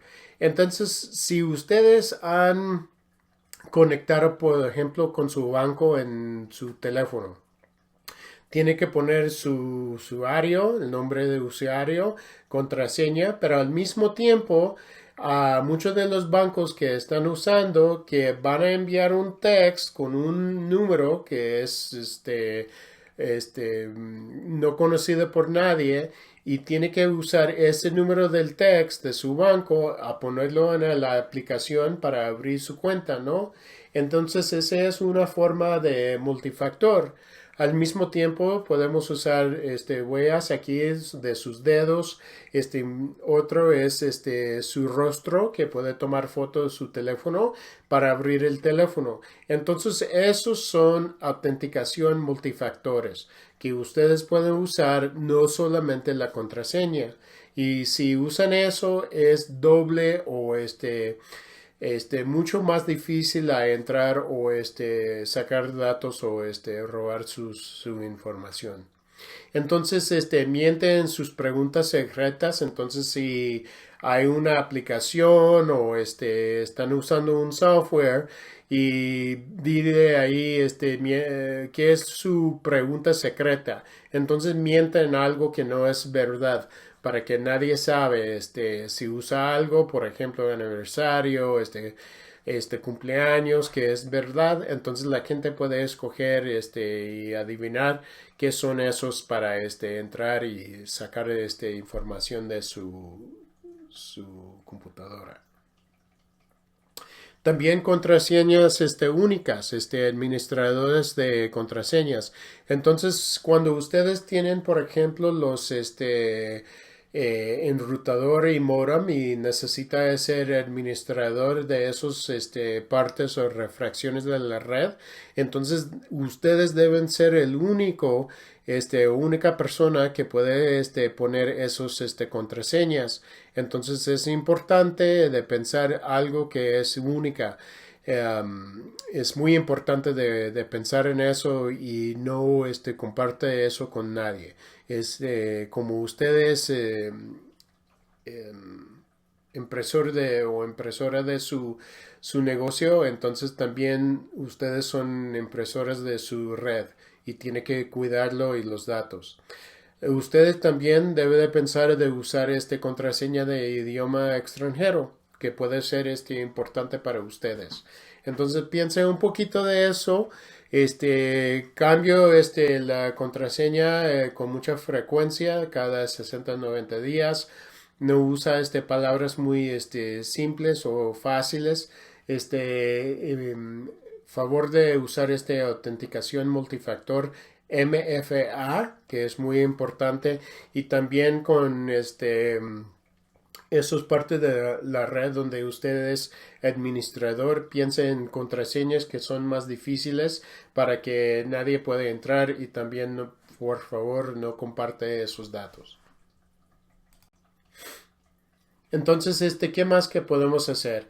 Entonces podemos estar seguros que de la red doméstica, ¿no? Que quiere decir la red de su negocio, que puede ser su empresa o mediana también en su edificio o su casa. ¿Y qué podemos hacer? Entonces, utilice Wi-Fi para invitados en casa. Entonces podemos tener dos señales. Cuando hay Wi-Fi, hay uno para huésped y hay otro para su negocio. No debe de compartir los dos señales, que puede ver todos los nombres de todas las redes que tienen allí en su lugar.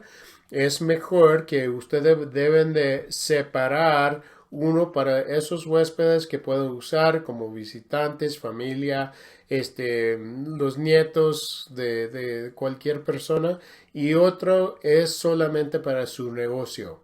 Entonces tenemos que pensar en eso.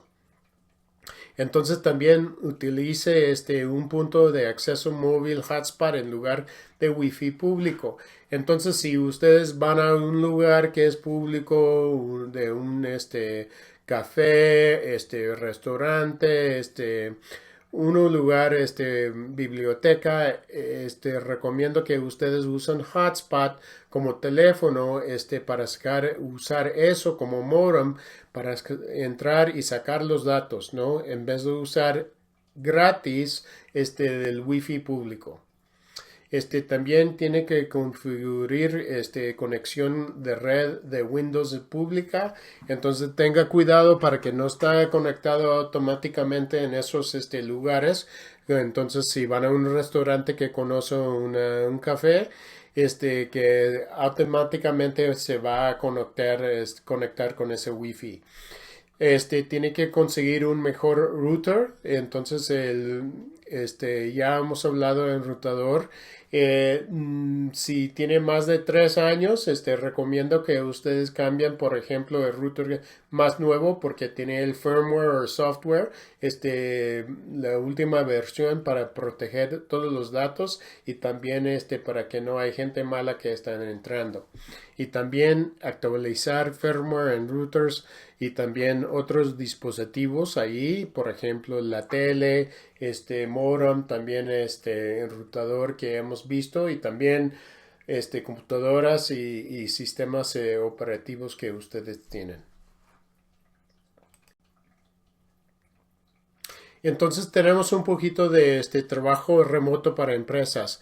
Entonces tenemos si ustedes están trabajando fuera de casa o fuera de la oficina, seguro responsabilidad cibernética, ¿no? Entonces si ustedes van a muchos lugares, por ejemplo, visitar clientes o van a otros lugares para hablar con sus clientes, entonces tenemos que tener actualizaciones automáticas, que es mejor que ustedes están usando su teléfono como hotspot para sacar el internet o wifi a su computadora en vez de usar el wifi gratis de cualquier lugar. Entonces tenemos que tener copias de seguridad. Entonces esas copias de seguridad es vital que ustedes se llama backups, ¿no? Entonces, otro disco duro que tiene copia o también puede poner en una carpeta en la nube donde puede poner estos backups, la copia de seguridad. Es bueno tener una copia, pero al mismo tiempo que puede tener 2 o 3 copias en caso, ¿no?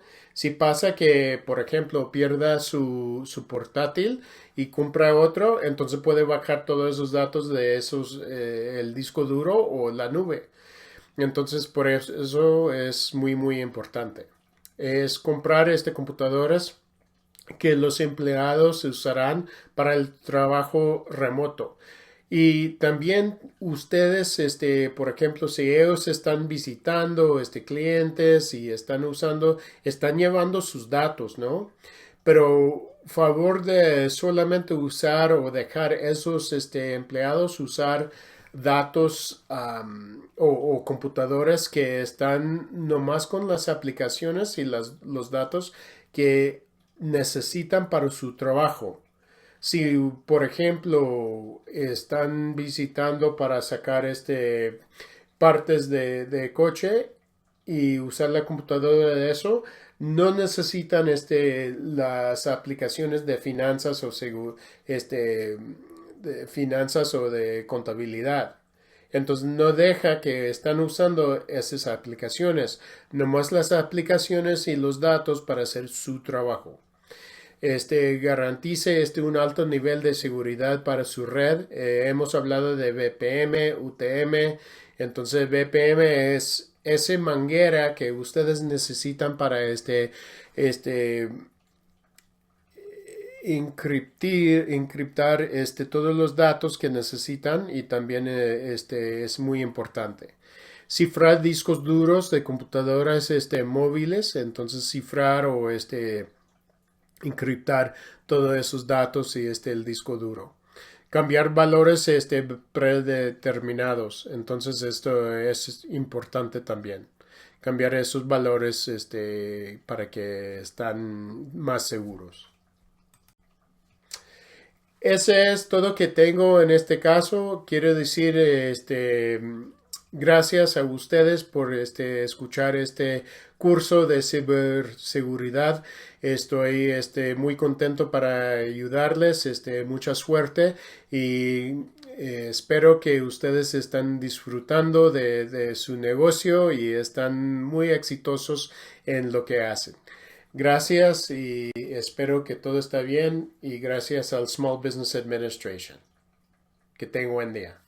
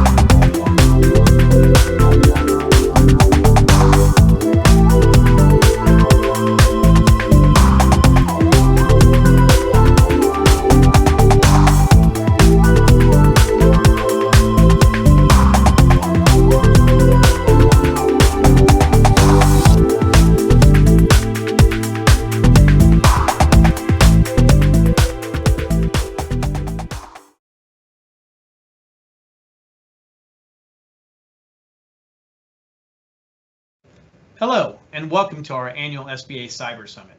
We're thrilled to see so many dedicated small business owners gathered here today. We are united by a common goal to protect our businesses and our customers from the ever-evolving landscape of cybersecurity threats. I am Bruce Purdy, Associate Administrator for the Office of Small Business Development Centers, a network of nearly 900 locations around the country providing free advice and training to small businesses and budding entrepreneurs. I am proud to work with our talented SBDC teams across the nation. In an age where technology drives our operations, the importance of safeguarding our digital assets cannot be overstated. Cyber attacks can strike any business, regardless of size, and they can have devastating effects on our finances, our reputation, and trust with our clients. This conference is designed to equip you with the knowledge and tools you need to fortify your business against these risks. But before I introduce our speakers, I would like to mention that SBA stood up a cyber prize competition this year, which will greatly expand the capacity of SBA resource partner advisors to effectively provide cyber strategy and planning to the small business clients they serve, while at the same time further enhancing the strategic cyber ecosystem across the country. The University of Delaware Small Business Development Center was selected to lead the development and deployment of a national cyber certification program for SBA resource partners. The Delaware SBDC has demonstrated its ability to successfully deliver a national cybersecurity training and certification program utilizing industry best practices. Today, we have two exceptional speakers lined up who will delve into specific strategies and best practices for protecting your small business.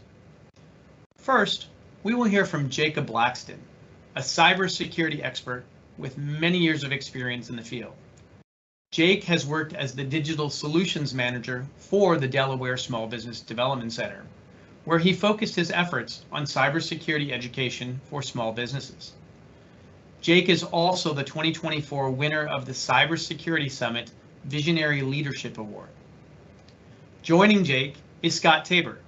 Scott is the Cybersecurity Specialist and Systems Administrator for the Michigan SBDC. As a cybersecurity specialist, he is dedicated to raising awareness about everyday cyber threats and trends, with a particular focus on protecting small businesses. Together, they will provide insights into the most common threats small businesses face and practical steps you can take to bolster your defenses. So without further ado, please join me in welcoming Jake and Scott to the virtual stage. Together, let's embark on this important journey toward a more secure future for our businesses. Thank you. All right. Hi, everyone, and welcome to the North Star Small Business Cybersecurity session here at the SBA Cyber Summit this year. We want to thank all of you for joining this little presentation that Scott and I have. So welcome. And just before we get started, I want to introduce myself and Scott as well. So I'm Jake Blackston. I am the Digital Solutions Manager at the Delaware SBDC. So I manage just about anything cyber related in Delaware for a lot of small businesses up and down the state. Scott? Thank you, Jake. Yeah, I'm from the Michigan Small Business Development Center, or the Michigan SBDC. My primary focus is on cybersecurity awareness, training, and education for our small business clients. And it means anything from doing webinars like this to in-person events, and really just raising that general awareness and making our businesses more secure. Thank you, Scott, for that. So with that, we'll go ahead and move on to our learning objectives for what we're going to be covering throughout this presentation. So we have about 6 different topics that we're going to cover for the next hour to hour and a half that we have. We're going to first start with phishing and all its variations that exist. Then we're going to talk about passwords, the importance of them, and password management, as far as those apps that we can use to help manage this world of all these passwords we're going to need. Software updates, and antivirus and ransomware. So we'll discuss both the topics of antivirus, what they are, what the viruses are, what ransomware is, and how we can protect ourselves as small businesses. We're then going to talk about data backup and file storage, the difference between cloud storage and data backups, and where to on-premise storage and where to put everything. And then lastly, we're going to talk about access control and specifically mobile device security and anything that requires usage in our small business network. So let's get started. Our first topic is going to be phishing. And what we're going to cover is slightly different things. We're going to cover a lot of different forms, and because phishing comes in all different forms. Phishing comes in QR code phishing, which is smishing, or I'm sorry, actually it's, how do you pronounce it, Scott? I always get it wrong. Oh, for the QR code, honestly, I don't know if there is a correct pronunciation for that. But anyway, Krishing, maybe Krishing, I don't know. Yeah, so we don't really use that the actual term as much, but QR phishing, you've got voice phishing, which is vishing, you've got SMS phishing, which is smishing, you've got regular phishing, which is email phishing, you've got all kinds of different forms, and so what we're here to basically detail out is phishing involves the use of deceptive emails or messages designed to trick you, small business owners, into clicking harmful links or downloading malicious software. And that's just in general. Most of the time, you are being asked to click a link and enter in passwords and or usernames or wire transfer something. We've seen it all, and we're actually going to show some examples a little bit later. But kind of got ahead of myself with types of phishing. We have email phishing, which is the standard. Whenever anyone talks about phishing, you simply usually hear email phishing. It's that email you get from, you've won an Amazon gift card of $1,000, and all you have to do is give us your information, and we'll send it to you to someone shared a OneDrive or a Dropbox file with you, and we need to click here and authorize the acceptance of it. There's all kinds, and they're all over the place, and we're going to show you how to spot the differences. Then you have spear phishing. So spear phishing is a little bit, is very similar to email phishing, but it's more targeted. So attackers customize their messages to target a specific individual, organization, or in your case, small business. So they have a little bit of information on your small business that they got from your Facebook channels or Instagram channel, social media platforms, or LinkedIn, or wherever you came from, to customize the message a little bit to get you to click. So it's not going to be something as generic as your prince in Nigeria is requesting he's going to send some money to you, and you just have to put it in a bank and give him your information. But it's, maybe they know what bank you use, or maybe they know what email provider you use, or based on your domain names or whatever it is. Maybe they know that you use Google Workspace, so they're going to send you a fake Google shared file or something like that. Then one step further into that is whaling. So whaling is a phishing technique that targets high-profile individuals within an organization. So your CEOs, so you as small business owners, typically you're owners of the small business. So they would, depending on how large you are, you would be considered whaling if they're going after you specifically.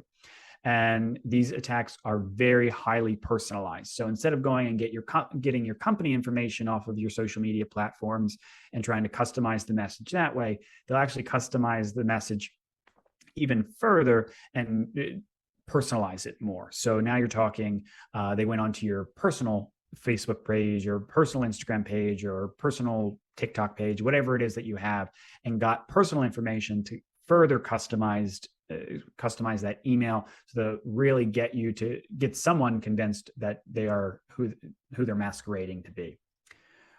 Then you have business email compromise. So business email compromise, also known as email account compromise, is a type of phishing that focuses on compromising legitimate business email accounts to carry out fraud. So basically, gaining access to these accounts, cybercriminals can send emails that appear to be from a trusted source, tricking individuals into revealing sensitive information, clicking malicious links, or transferring funds. So this tactic is usually caused significant financial losses to businesses such as yourselves here. It's projected or estimated that it's about $50 billion scam. That was the FBI reported that in 2023. So business email compromise, huge threat. Then you have vishing and smishing that we kind of partner in together because they're basically using mobile devices or your personal devices to get access to whatever it is that they're trying to gain access to. So phishing is when you get those fake phone calls from the IRS saying that you owe back taxes or whatever it is that you owe magically, and or Microsoft support that they're calling and saying, hey, we have noticed you have a computer problem, and they're asking for personal information. That would be phishing. And then smishing is those text messages you randomly get telling you that you want a prize to click this link, or we're interested in buying your home, click this link, or really anything to get you to click a link. And then the QR phishing is a little bit newer, but it's basically, since we've become accustomed since the pandemic to scanning QR codes for restaurant menus and the like, these are QR codes that are being posted over top of legitimate ones, but sending the user, the person scanning the code, to a website that they should not be on. I saw this most recently in the news where they're doing this to parking meters. So the parking meters, the digital parking meters that you have now, since nobody really has the coin operated ones, you have to go to the unit and scan a QR code, and you can do it through the app, or you just do it right there at the unit. People are covering up the QR codes on those with fake ones and pushing them to fake websites. So we just need to be more vigilant on QR scanning and making sure if you can see a website, rather than scan a QR code, that you use the website and going to the legitimate place, or you don't scan the QR code at all. Like for parking apps, usually it's a relatively available app on the App Store, and you probably already have it, so you might as well just download it or just open it directly and then put in the code that usually you have with wherever your assigned parking is. So those are the different types of phishing. We want to recognize common phishing attacks. So in order to recognize those, we're looking for suspicious senders' addresses. So is it actually Amazon.com, or is it Amazon with two N's rather than an M? So we're trying to figure out who's the sender in this situation and really verify that address is correct. So really looking at the domain name, so the @ whatever. We did a phishing test recently, and we spelled Microsoft wrong, a common misspelling of Microsoft. I think we, instead of an O, we used an A, but it looks very similar when you're just quickly glancing. So people weren't really the wiser unless they really paid attention. So you want to make sure that we're paying attention to who's sending us stuff. Generic signatures and generic greetings. So if it's just hi or thank you with no name after it or anything like that, we want to make sure that we're being aware. Or dear valued customer. If it's something that your banks, typically your financial institutions, do send out generic emails, but they've gotten better at making sure that they have your name attached to it at least. So we want to make sure that we're just paying attention to some of these red flags. Spoofed hyperlinks and websites. We're making sure that the links and the websites go where they say they're going to. So a common one is, instead of going to like Amazon.com, it goes to Amazon.net. I believe Amazon owns both versions, but let's say that they didn't own a .net.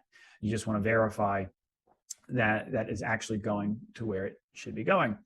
And you can do that by hovering over links in your emails to make sure that it's actually going somewhere you think that it should be going. Questionable or suspicious attachments. If you randomly get an Excel document from someone that you didn't expect, I wouldn't download it. I wouldn't open it. If you're randomly getting a PDF from someone you didn't expect to get a PDF from, I wouldn't download it. If you randomly get your package has been delivered and you didn't order a package, I wouldn't open it. And spelling and layout. So spelling and layout has, since the evolution of AI, has been a little bit more harder to pick out, because attackers are using AI to generate better grammatically correct emails. So we don't see that one as much, but you want to be on the lookout for spelling, grammar issues or layout issues. I've had problems with finding layout issues, mainly because now with Microsoft and Google being better at catching external emails or fraudulent emails or blocking pictures loading into your emails. Emails without that content being loaded look wonky in general. So we just want to be cautious that we're not getting emails from people that we're not supposed to be getting them from. So here's just a quick little example of what we want small businesses and just in general, anyone looking at emails to do.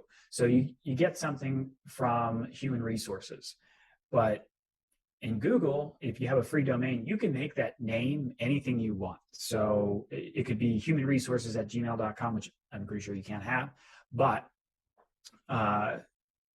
you could make your first name human and your last name resources and have a completely generic email address. And yet when it comes through on Gmail, it'll show as human resources and won't show you what the email actually is. So you want to make sure that we're hovering over those links and seeing that this is fraudulent domain name coming from somewhere that we have no idea where it's coming from. And we just want to verify those links. So this one only shows us hovering over the actual senders, but we'd also hover over that join this live meeting. That's a kind of auspicious way to say join a live meeting. Usually Zoom and stuff like that will tell you. This one does say in the email it's a Zoom meeting, but is it really? We have to hover over it, make sure that we have that Zoom address. And here's some examples of some smishing and QR phishing different attacks. So like here's one from HSBC Bank. Again, these are pulled from generic images and they probably were at one point a legitimate attack, but that link, make sure it goes to the right place. I would not click that link. If you're getting a text message saying that we noticed some unusual activity, I would go directly to your app that's on your device or go directly to the website and log in. And if you did have some type of fraudulent activity, it would be in your account when you logged in. You don't have to use the link that they send you in the email or the text message. Same thing with QR codes. Payment accepted here. Just make sure that you're just not randomly scanning QR codes. And there's not, if it looks like a sticker is on a menu or sticker is just kind of over top and that QR code was made separate from the actual menu or parking app or whatever, and it looks like the QR code was added after everything, I'd be cautious about it. So if there's a way to circumvent that, like payment accepted here, they usually have to put a website that they're utilizing or a payment app, and you can actually go through there to do that rather than just having a generic pay and then a QR code. Just some things you want to consider. So preventing common phishing attacks, we want to verify the requests for sender information. We want to be cautious with email links and attachments. We want to report suspicious activity. So if you are seeing issues and you're in a larger, your small business in a larger, your small business is relatively larger, you want to make sure that your employees are telling you about these fraudulent attempts. If not, and you're getting them from senders like your bank, like you're getting emails from your bank or people masquerading as your bank, you want to inform your bank that, hey, you know, so-and-so is getting these, we're getting these emails masquerading as you, and let that organization then take advantage, see if they can do anything about that. But you don't want to just sit on it. I mean, you want to delete the email or at least get rid of it and never open any links, but you want to report it somehow in some way. And then to keep your software updated, phishing attacks, especially those that are downloading attachments, typically download malicious code, and they're taking advantage of certain things that are on your computer. So if you're constantly updating your software and making sure that everything is up to date, especially your antivirus software, it will make sure that if a virus does get on your system through whatever means, it is taken care of swiftly thanks to the antivirus software. And oopsies, I am just all over the place. Phishing resources. This here is a list of all of the phishing resources we have accumulated over time. Obviously, you don't have these slide decks, so you won't be able to click the links, but we will make sure to provide the links with you. You can also Google these terms, and you will have the ability to get these free phishing resources. Everything from NIST, CISA, FTC, the FBI, all of these are free resources for your small business to look through all the different phishing graphics and fact sheets that exist. If you are a small business looking to do some training of your employees, some phishing simulation training platforms that exist are KnowBe4, FinSecurity, CoFence, PhishMe. There's a bunch out there. There's even a phishing quiz through Google that's free. It doesn't track progress or anything like that, but it does give you some information that you can use to track yourself, check yourself on phishing. So with that, that's a lot of phishing information. So I'm going to hand it over to Scott, who is going to talk about password management and authentication.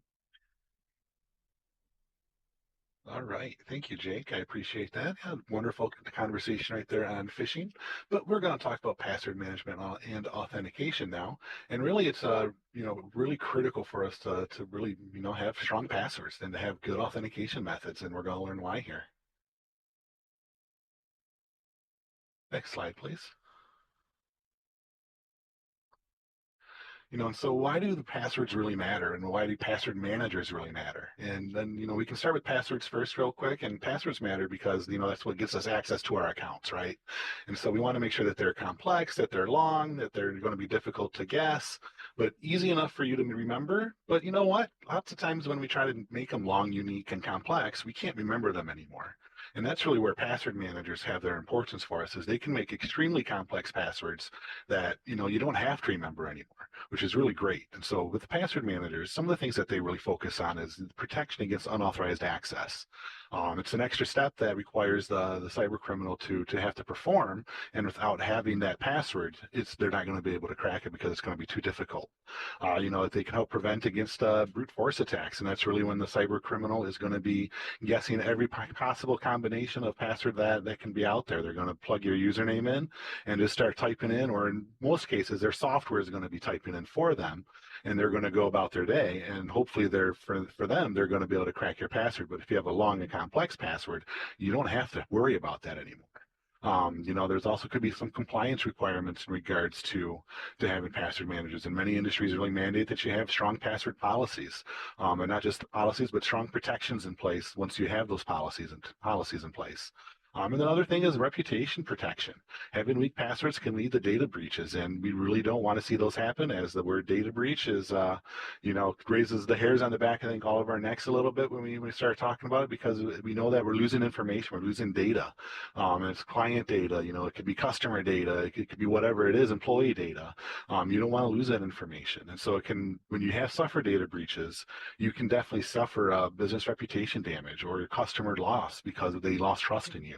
I know there's been a few studies that have shown that you typically lose around, I think it was around 60% initially, and then over the next course of the several months, you may go back to getting maybe about 20% of those customers back, but you probably lose around, I thought I saw was around 15 to 20% of those customers permanently. How many businesses can survive if you lose that many customers? So that's one of the reasons why password managers, why they matter. Next slide, please. All right, so strong passwords, and as I kind of talked on that last slide a little bit, long passwords, complex passwords, unique, these are really at the core of what passwords are really what you want to have when you're creating the password. So length, anywhere from 12 characters, I like to really recommend 16 characters, and actually with the use of password managers where they can create those passwords for you, and you don't have to remember them anymore, you can make them as long as the password manager, or as long as that system that you're entering it in can accept. So you can go 24 characters, 36, however many the user account will allow. So longer is always stronger. The next up is complexity, and really with complexity, you want to include a mix of lowercase and uppercase letters, numbers, special symbols, special characters, whichever ones that that particular account and site will accept. Really having the length and complexity, that goes a long ways, but importantly, uniqueness. So that means once you create that 16-character password that has those uppercase and lowercase, with numbers and special characters, that you only use that password once. You don't use it for all of your accounts or multiple accounts or even just 2 accounts. You want to use it on only 1 account. One and done is really the best rule. So password's 1 and done. You have a different password for every different account that you have. And then lastly, unpredictability. And that's really, avoid common words, phrases, or personal information. I like to say, if I can Google it about you or Google it about your business, don't have that be part of your password, because that's easily researchable, and cyber criminals, they do their homework. They if they're looking to attack a particular business or organization, they're going to be going onto their favorite search engine, which is probably Google, and they're going to be, typing in whatever, typing in keywords to try to find what information they can find back about you or your business. So keep it unpredictable, avoid those common words, those phrases, anything that someone can find about you or your business online. And then an interesting stat here is that more than 80% of confirmed breaches are results of stolen, weak, or reused passwords. So I think we can see right there that it comes down to having strong passwords is a great way to protect yourself from having your data taken.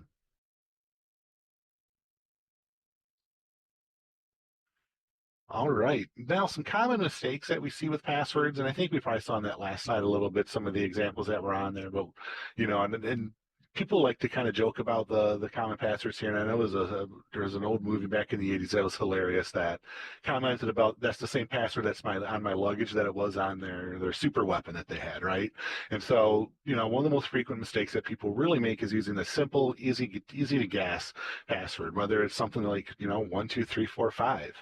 And that was the password on my luggage. Oh no, crap. All right, well, I got to change that, I guess. Or, a lot of times, and, people use even simpler ones that are just really goofy, and they use the word password for their password.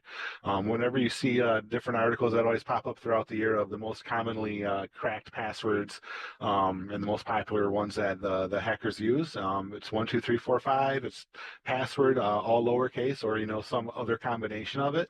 But also there's I would say a newer one that's out there is the QWERT, or the QWERTY, as a common example as well, is because it's easy to type. So if you want to avoid with your passwords being anything that's really easy for you to type, because that means it's probably going to be easy for the cyber criminal to guess. And so these passwords are, as whether they're guessing or using their software to brute force them, or even what we call dictionary attacks. And that's really essentially, as I said, using software that systematically guesses your passwords, and tries every combination of password possible in hopes that it cracks that password so that way they can gain access to your account. So that's really why we want to avoid having simple passwords, because cyber criminals have these tools that can work on this all day for them, and they can go about doing other things. So an example of this could be, imagine a user sets their password as password 123. And as mentioned, making simple passwords like this, are always some of the most common passwords that are cracked, and things that you want to avoid. So make them complex, unique, long, and make it so that way, I can't research on you. I can't do the good old Google search. Then we come into a really fun slide here that I think kind of shows really the importance of why following the advice that I just spoke about of complex passwords, unique passwords, long passwords, and I'm going to kind of keep hammering those 3 points home, because it's really the most critical part of your password. And then when we're looking at the password cracking slide here, when you look at the number of characters, so if you have a short password that's 4 characters, I know on a lot of our mobile phones, you have that passcode, right? That's usually 4 characters. Someone hooks that phone up to a computer that they're going to try to crack your password with, we got to take a look at that and go, all right, is 4 characters enough? Well, when we are using these password cracking tools, we can see that using these tools, they can almost instantly crack something that's short, right? Whether it's all lowercase letters, uppercase letters, numbers, complex, being that short gives them almost instant access to your accounts. So the longer they are, the better. And if we, keep looking, as we go further in here, if you look at 12, as we went recommended there, right, it can take anywhere from, for something that's numbers only, like 19 seconds to 2 months for lowercase letters. So you're adding some time on there. But if you do that complex password that we really want to focus on, something that was 12 characters long is around 3,000 years for a password cracking tool to crack. If you go even longer, like, I recommended like 16 or longer. If you look at 16 for that long, complex, unique, uppercase, lowercase, special symbols, with numbers, all of that good stuff that we want in passwords, it's 92 billion years. And then obviously if you go even longer with your characters, it's even a longer frame of time. And I believe we have, is there another year on there, I think, Jake? Yep. So this was 2022, and then we will go to, this is what happens with 2023 hit. Yep, absolutely. And there's some importance here and why we're seeing kind of the trends of the shorter passwords, the lowercase passwords in the uppercase, and the ones that we don't consider fully complex and unique, and the ones that essentially the gold standard is because of the use of not just the cracking tools, but now the use of AI built into those cracking tools. And so that's why we can see that there's a whole lot more purple on here than there was from 2020, than there was even from 2022. So that's why we really want to emphasize those long passwords with the special characters that are complex and unique. As we can see, that 12 character one that we talked about, what was it, 19 months, I think, in 2022, turns into 8 months because of the shortness of it, right? So if we look at the 16, we go from what was in the billions down to 16 million years. So and you know, these time estimates, it's kind of sometimes hard to fathom that many years and how long it could take to crack it. But it's essentially what we're emphasizing is that the longer it is, the harder it's going to be, the more time consuming, the more energy and effort that someone's going to have to put into cracking that password. And most cyber criminals, if they can't get it within a relative short amount of time, they're going to move on to their next target. And as you can see on this slide, one last thing I want to point out, there's only one box left that has any kind of green in it, right?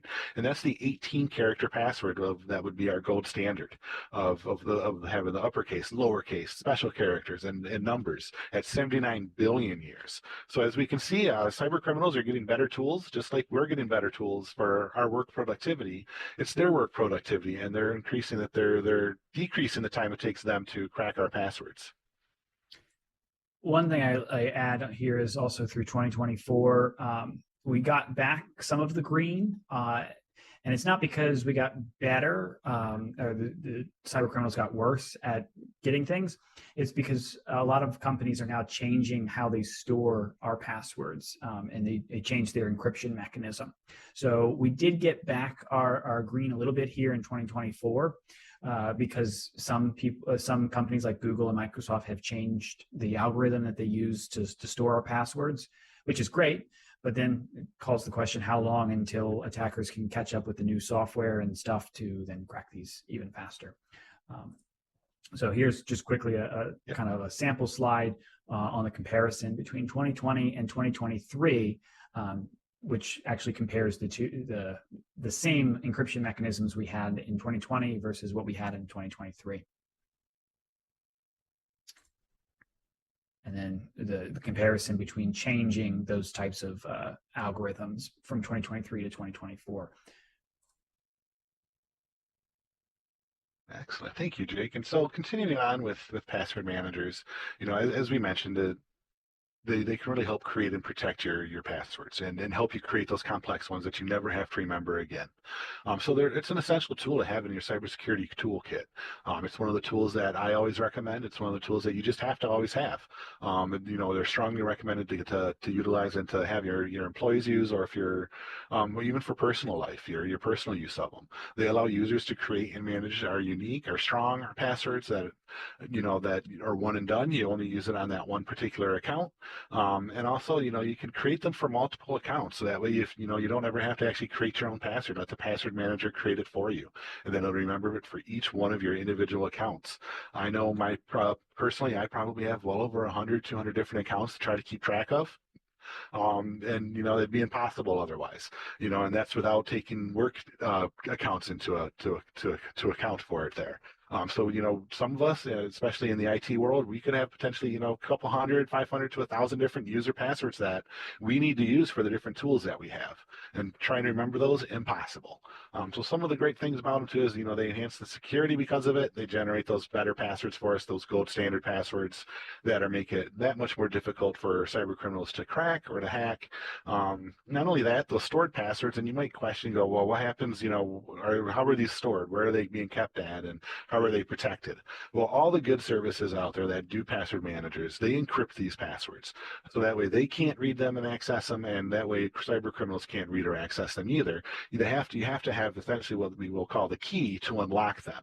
And that key is that one password that you're going to have that gets you into your password manager. So really, you may have to remember just one password for the rest of your life, because we're going to have that password manager password that you do need to have to access it.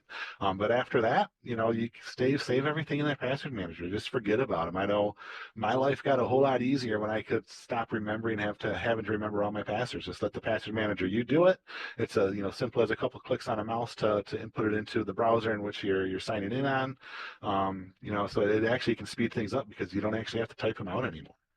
So that's that autofill feature, which is just, I think, fantastic. It's one of the best things that can happen to them. So you don't even have to copy and paste, and because then there's really their own separate issue of copying and pasting a password into a browser, because those keys, that text is actually now stored in your computer's RAM, and that could potentially be taken over by a cyber criminal. So not even having to do that is even better. One of the cool features too about them is they can synchronize over multiple devices. So most of us have mobile phones. Some of us have maybe 2 or 3. I've got 2 of them, a work phone, a personal phone, then I have a laptop as well. So I've got 3 different devices here that I can sync all my passwords between. So if I update it on one, it updates it essentially on all of them.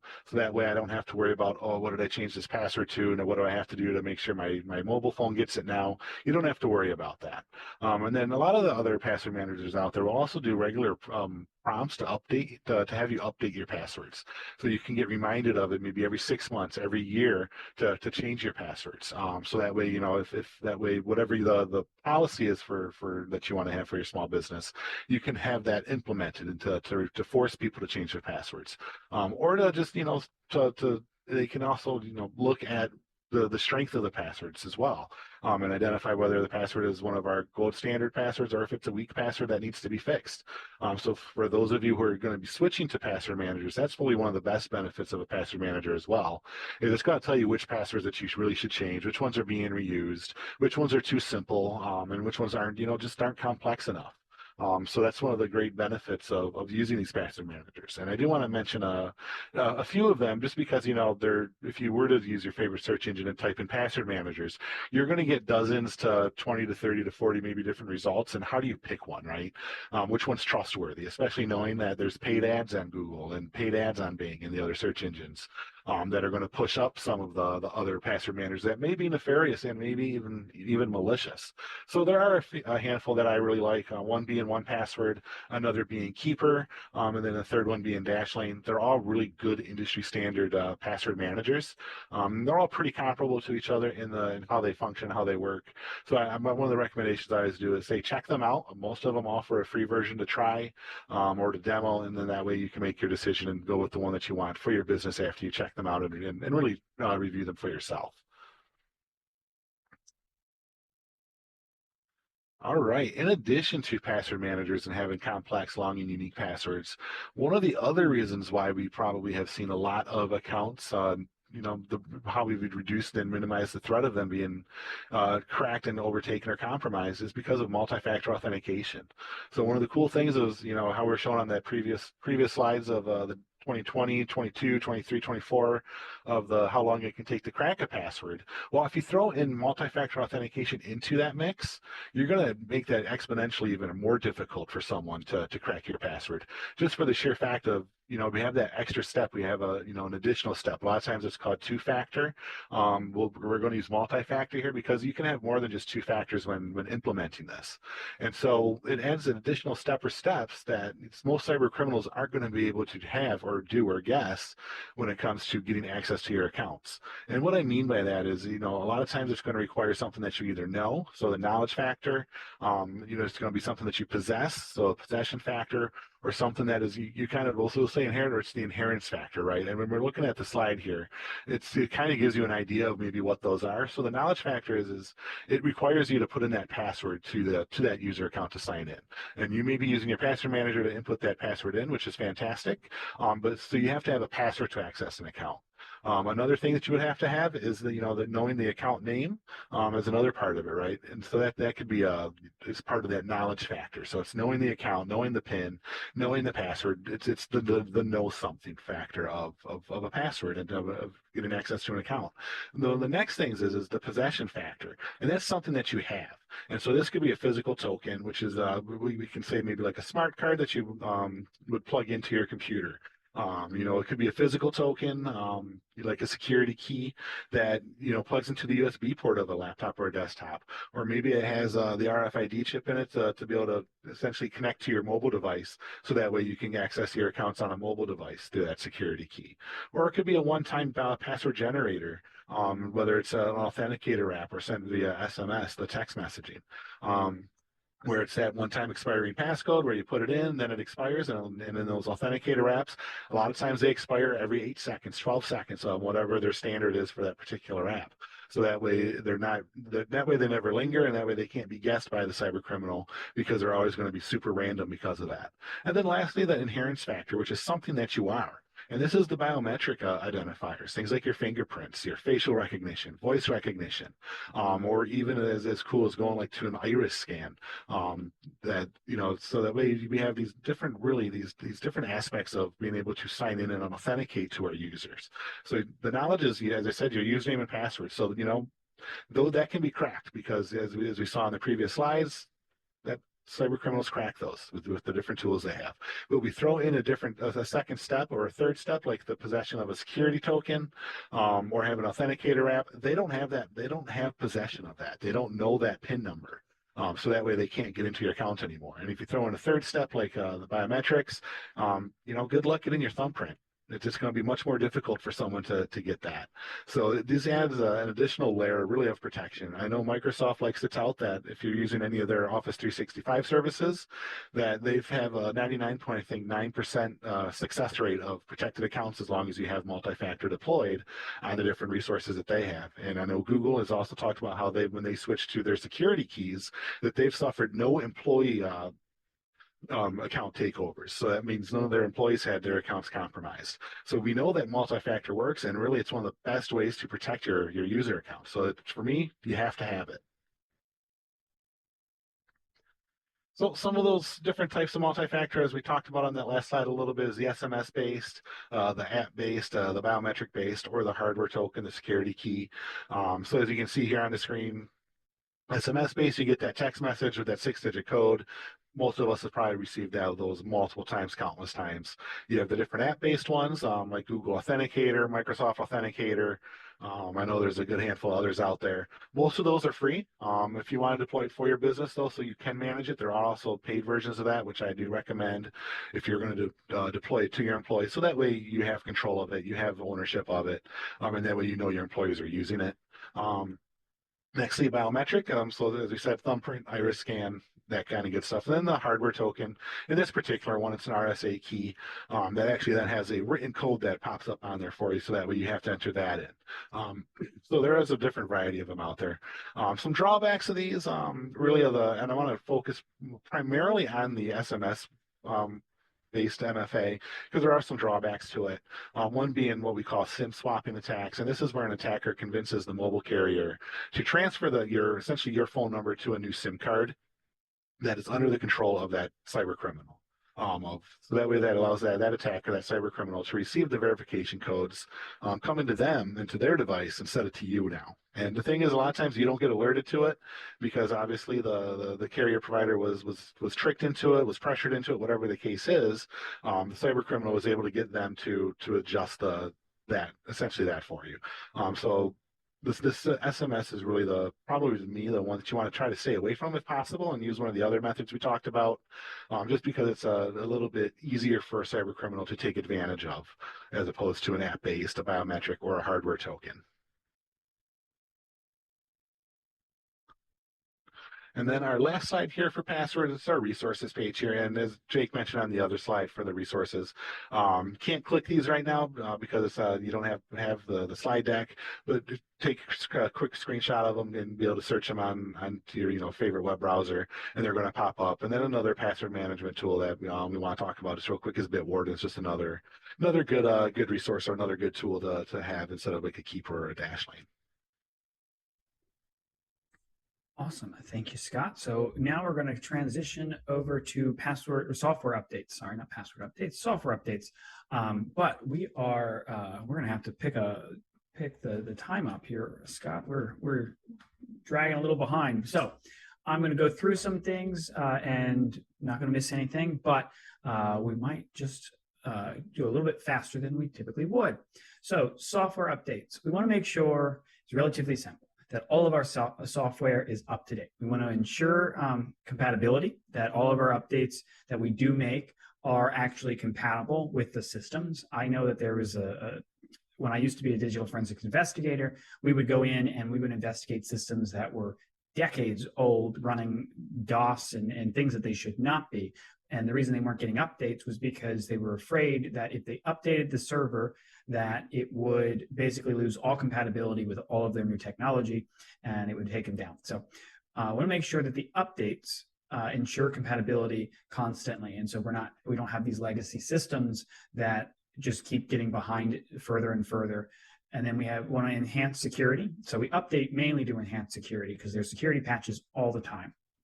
Improve performance. I know that some people don't necessarily agree with that one, especially if you update an iPhone or something like that, and your battery starts to get throttled or things like that. But that's not always the case. Some actually do provide performance updates, especially your software, like your antivirus software or things like that, protecting data integrity. So by updating our systems and updating everything that we do, we are making sure that our data is secure at all times with the latest and greatest security features that have been published since then. So update management strategies, there are tons of them out there. It's a complex way of basically saying make sure that you are updating all of your small business systems, making sure that you don't have a rogue iPad that is connected to your banking app and you turn it on for the first time in 3 years and you just continue to use the outdated app. There could have been security flaws in that, so we'll make sure that we're updating that. You have an automated versus manual update process. Most of us today probably have it set to automatic. So like your iPhones, your iPads, your Androids, all of your Windows machines are typically set to automatically update, usually in the middle of the night, so that way you don't have issues. But in some instances, you might want to choose to do a manual update because you're not sure on how it will work with some of your systems. We saw that with CrowdStrike recently in July. CrowdStrike, because everyone set the people who were affected, the systems, the airlines, the banks, anyone who had CrowdStrike. Yes, CrowdStrike pushed out an update they should not have. So how did it get out of CrowdStrike? We don't know. But also in the same respect, if we did our due diligence as actual updaters and tested the updates prior to implementing them, that would have also prevented that next layer. So in certain situations, if an update is questionable on how it's going to work with your systems, we might want to do a manual update, making sure that it doesn't automatically get pushed everywhere, and we do a test environment. So a patch management tool is typically used to schedule out those updates, do some testing responsibilities on that, and making sure that we're updating things in accordance with, we've tested it all and considered factors such as scalability and ease of use and things like that. And then scheduling and compliance, making sure that we're compliant because all of the regulations that exist out there, HIPAA, PCI, DSS, GDPR, will have some form of compliance regulation on updates and patching management. We want to make sure that we're adhering to those regulations that exist. So here are some update resources that exist for you. Again, they're free and you can just Google them. And if you're provided the slide deck, you will also be able to click the links that exist. So that's it with updates. Relatively simple, relatively easy. Now we're going to move on to ransomware and antivirus. Thank you, Jake. Yep, so ransomware and antivirus is what we're moving on to next, and we want to really focus on these because they are critical to your small business and really wanting to stay away from getting hit by ransomware. So if we go on to our next slide here, we're going to see, one of the nightmares that you may see one day is you get into work in the morning and you're going to get a pop-up like this on your screen that says, oops, your files have been encrypted, or something of that nature, right? And so really we're going to talk about how ransomware works here.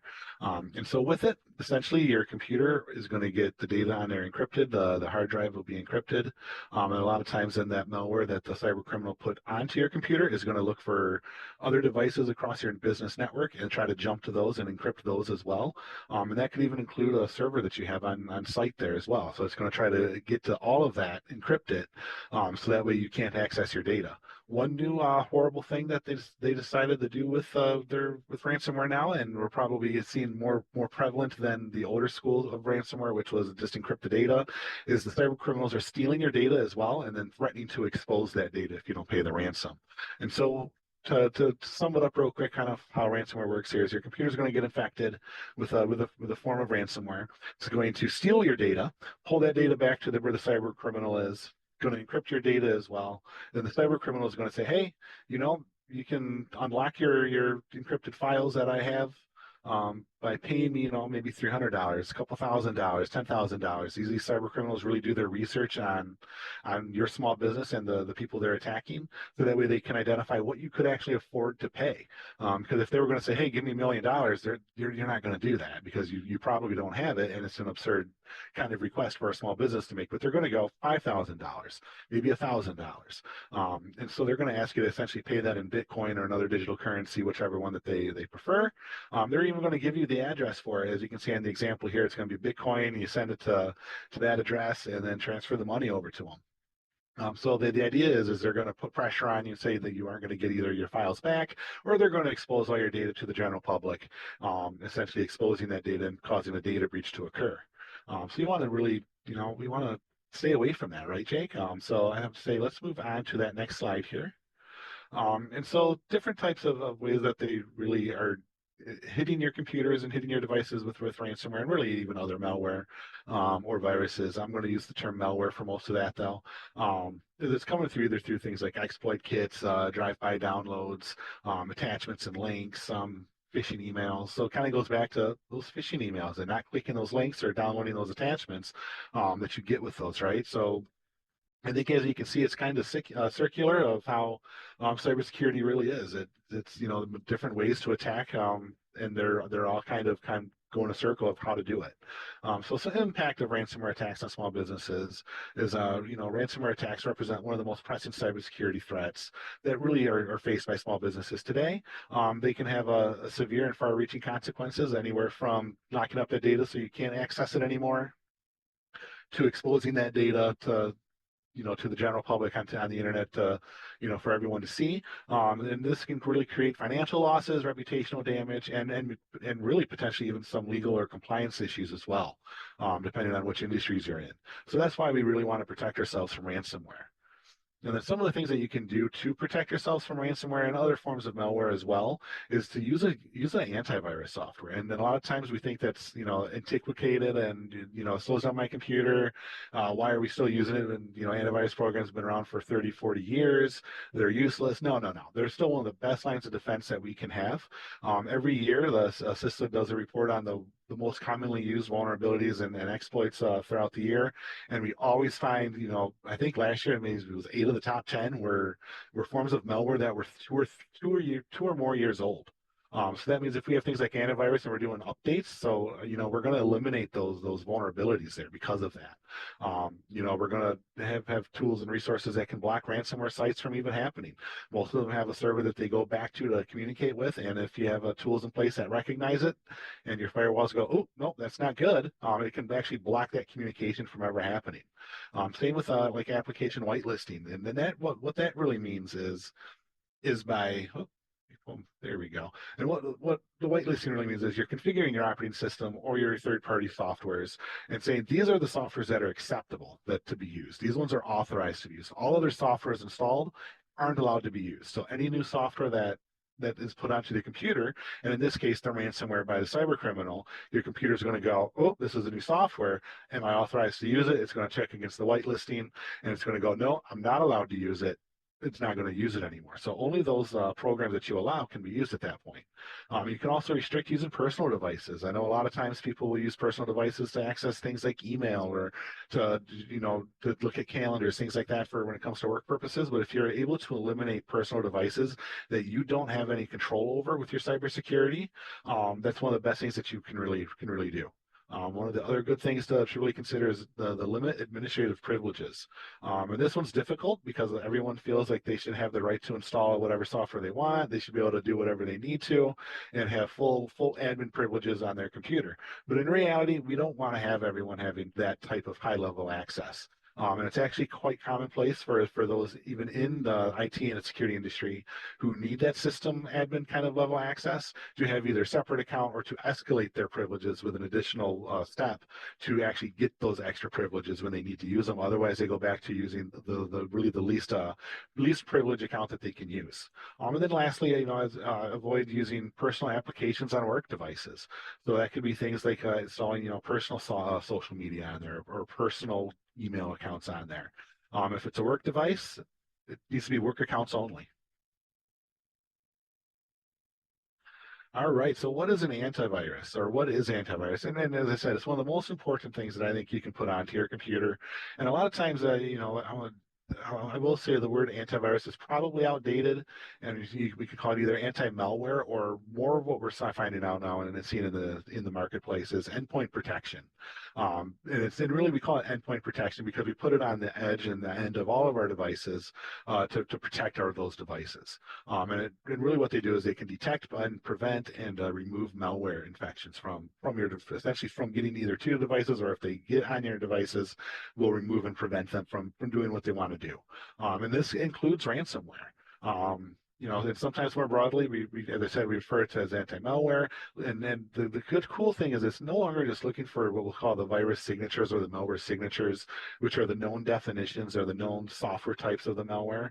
It's looking for behavioral patterns. It's looking for things that are heuristically looking for how the software, how the file is trying to be used and how it's accessing the different things on your computer, whether it's the RAM, whether it's the CPU or the hard drive. It's looking for those unique ways that malware typically behaves. It's not just looking for a definition any longer. So that's why we really want to make sure that we have antivirus or anti-malware or really endpoint protection in place, is because it's looking for those behaviors. It's looking for the definitions. It's going to prevent a lot of malware from ever being installed, or if it does get somehow manage to get installed, it's going to prevent it from either running fully, or it could even end up removing it if it does get installed. So that's why we want to have these, and these are one of the best things that we can have on our computers. And so how do we choose the right one? That can be, a difficult question to ask, right? Same thing with when we were talking about password managers. How do you find the right password manager? Well, how do you find the right antivirus, the right anti-malware solution for you? So some things you want to look for is you want to look for things that have comprehensive protection on it. And that's going to include things like real-time protection. It's going to include things like on-demand scanning. It's going to include things like the heuristic analysis. Oh, I'm on the wrong slide there. There we go. Selecting it. So comprehensive protection is ensuring software and ensuring that your anti-malware is going to defend against a wide range of threats. So ransomware, spyware, phishing, you name it, any of the different forms of malware out there, you want to make sure it's looking for and being able to protect against those. Whether it's looking just for the definition, but we also want to make sure that it's looking for the behaviors of those types of software, as we mentioned on the previous slide, because those behaviors really are going to be indicative of it being a malicious file that's been put onto your computer or to your server.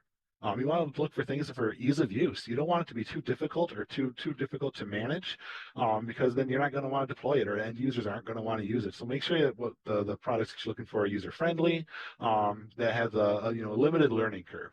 One of the next things you want to look for is the performance impact. As I mentioned earlier, some of the thoughts on antivirus has always been slows down my computer. Well, for the most part now, that's really no longer the case. But you do want to obviously consider what kind of impact will the performance be on all of your devices, especially if you have other different applications you have to have on there on top of an antivirus. You just want to make sure that the impact of the performance isn't going to take too big of a hit. Next, customer support. You want to be able to call them or email them and get quick answers from them if an issue occurs with installing or deploying or any kind of troubleshooting aspect in regards to that particular malware solution that you're looking for, right? So you want to have them to have the ability to get back to you and assist you on any issues that may arise because of their solution. And then really some comparisons of different popular antivirus solutions. You want to evaluate the different options like Norton or McAfee or Bitdefender as different solutions that you want to consider. Those are three right there. Then there's also numerous others out there. I know we had there's really countless ones out there that you can look for. So that's where I would encourage you to talk to your local SBDC. And then as moving forward is some of the best practices when using antivirus software is you want to make sure that you're doing regular updates to it and regularly patching it. Our antivirus software endpoint protection, they consistently get updates regularly throughout the day. You can see them maybe be every hour, every 2, 3, 5 hours, 6 hours, whatever the case is, but make sure that you're regularly updating it. Next, you want to make sure you're regularly scheduling scans. What good is your antivirus if you aren't actually scanning all of your files, all of your devices, your servers, and you're just letting it kind of sit and do nothing. So make sure you're always scanning those your devices and files especially on a schedule. Combine it with other cybersecurity measures as well.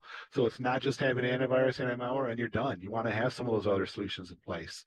So that way you can ensure that you are really doing the best you can at protecting everything. It's always security in layers. So use it with your antivirus with firewalls in place, intrusion detection systems, and other cybersecurity tools. And then lastly, monitoring and managing.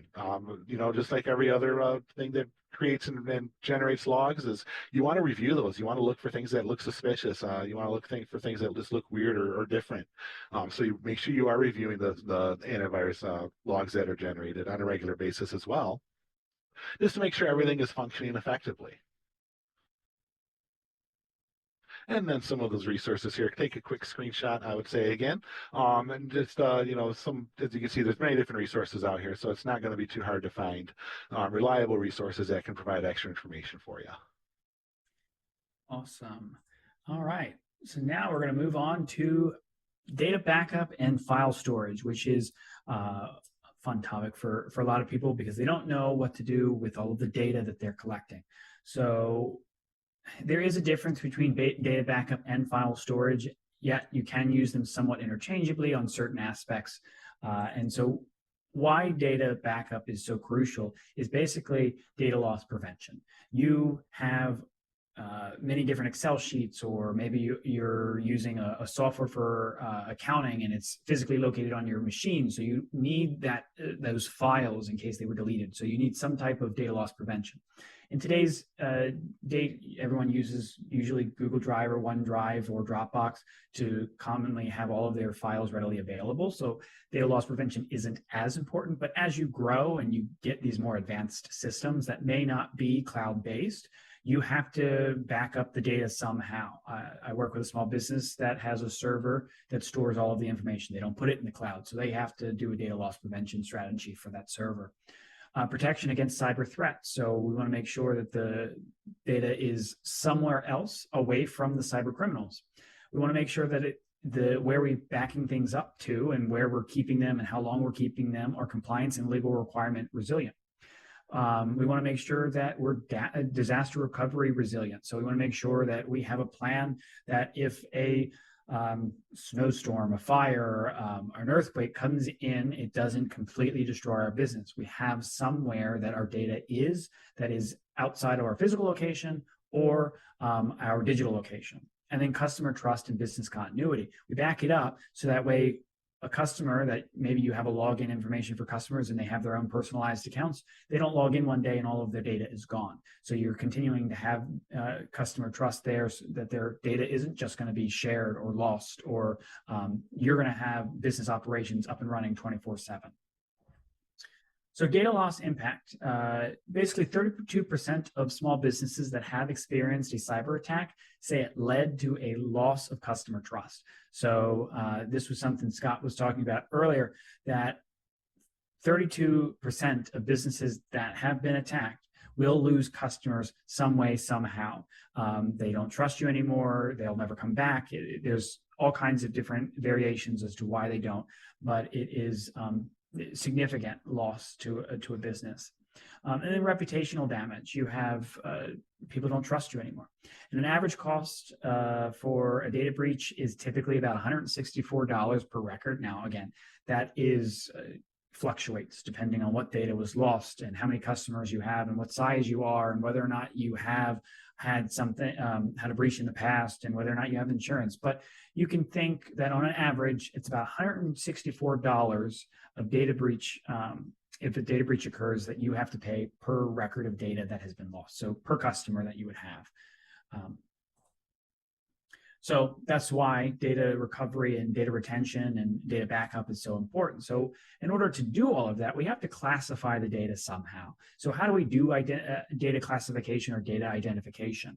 One is we identify the critical business data. So what data in my business is 100%, if I lost it tomorrow, I could not go on. That would be your critical business data, and that needs to be protected above all else. Then we're going to go down to access data, assess the data accessibility and importance. So how regularly accessible is the data in the event that something happens, and what's its importance level? So is this data that is super important? Is it something that we can regenerate through backups or regenerate by asking customers for more information, or is it something that is completely lost and we're going to need, we can't go on without? Then we have regulatory and compliance requirements. So do I have what are my regulations for PCI DSS and HIPAA and GDPR? And your state specifically has a data privacy regulation. So depending on what state you're in, you might want to look that up to see what my regulatory and compliance requirements are when classifying our data. And then recovery time objectives and recovery point objectives. So recovery time objectives basically are defined on how quickly different types of data need to be restored in the case of a data loss. So how quickly do you need to restore certain levels of data in order to get back up and running? And then recovery point objectives are basically the maximum acceptable data loss that you can tolerate without going out of business, basically. And then we go into data growth and resource constraints. So as you grow, your data volume increases. So you're going to prioritize backing up data based on its volume and growth rate, focusing on data sets that are rapidly expanding or have high business value.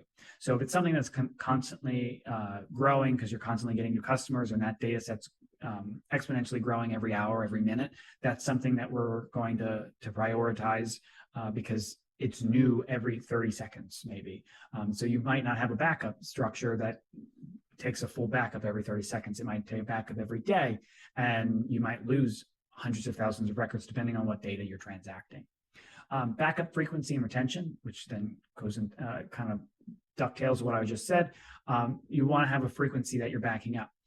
If your data doesn't change or your data growth and resource constraints don't change all that much, then maybe you only have to back up 2 times a week, or maybe once a week, or maybe once a day. You really need to determine how often you need to back up, because how often is that data changing? And then retention policies. How long do I have to keep that backup? Is it something that I only need to keep it for a year, 6 months, 3 years? And your regulations dictate how long that is. And then data backup priorities. So what data do I actually need to back up? Testing and validation, making sure that we periodically test the backups and the like. So a lot of stuff for data classification. Then we go into data backups versus file storage. So a lot of people say, well, I'm storing files on the cloud, so isn't that considered data backup? And that's not always the case. Just because you're storing files in the cloud doesn't mean it's backed up. It means that your files just don't live on your computer. Yes, they're theoretically, and I blame Google and Microsoft for this, where they say you have a backup. You don't have a backup. If that file is deleted from your cloud solution, it's gone. So it's not like you can go into another backup and pull it. Yes, you do have deleted files and file structure, so you can go back there, but there's retention policies to that. I think it lasts only 30 days, 60 days, whatever it is. So data backups are point-in-time copies. They typically have version controls to them. You typically have data retention policies to them, and they're usually encrypted. Whereas online file storage, like your OneDrive, your Google Drive, your Dropbox, those are file sync and share. So those are just syncing your files across all of your different devices, but it's still one file. There's some drives like Google Drive and Microsoft have version control, so you can go back to a later version, but it's very basic and it's file-based. Then you have real-time access to that file, but you would not to a backup, because a backup is supposed to be secured and it is something that should not be touched unless it needs to be. And it's very basic encryption. Like I would not store sensitive information that I'm using on a daily basis on a Google Drive or OneDrive without encrypting it and the like. So key differences: data backups focus on data protection and recovery, while online storage focuses on accessibility, synchronization, and collaboration. Data backups are designed for comprehensive recovery, where online storage is provided very basic recovery options, usually have a 30, 60, 90-day limit to it. They often, data backups often include automated backup schedules, and there's a third-party software that does it, whereas online file storage typically just syncs files. There is no automated process to it. There's an automated process to sync the file, but there's not an automated process that actually grabs all the files, puts it in a repository, and then is encrypted and put away. Data backups often include offsite storage options based on your geographic redundancy, whereas online file storage is generally stored in the cloud wherever the actual provider chooses to put them on their servers. You don't have flexibility on where it is, whereas with your own backups you do. And typically backups are stronger and typically encrypted with access control and compliance in compliance with industry regulations, where certain basic online file storages do not have that. So secure file sharing, you want to use encryption software to encrypt the files prior to storing them in the cloud. So if I'm actively working on something that that has a lot of PII in it, I'm not just going to put it on my Google Drive or my OneDrive. I need to encrypt that first. So I need to use a third-party software to encrypt that. Just password protecting it isn't usually enough. You need to actually encrypt it before you store it on a online file share. And you want to do something that's end-to-end encryption file sharing software. So usually your big names typically are end-to-end encrypted. Types of backup solutions. So you've got cloud-based solutions and you've got on-premise solutions. So cloud-based, not cloud-based online storage, it's cloud-based backup. So if you bought a storage location like Google Drive or OneDrive, and you use a third-party backup software to bundle all of your backups together, encrypt them, you then can use Google Drive or OneDrive to store those backups.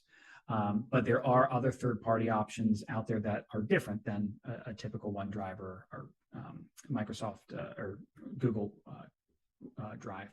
Then you have on-premise solutions. So that's usually when you have servers that have hard drives in them, or you have a USB drive that does a backup for you. And those are physically with you wherever you are in your office or wherever you might be located. And so securing data backups and files, you want to make sure that you're using encryption. You want to make sure that you're updating your backup software and patching that. You want to make sure that you are running updates on your systems as well and make sure they're as up to date.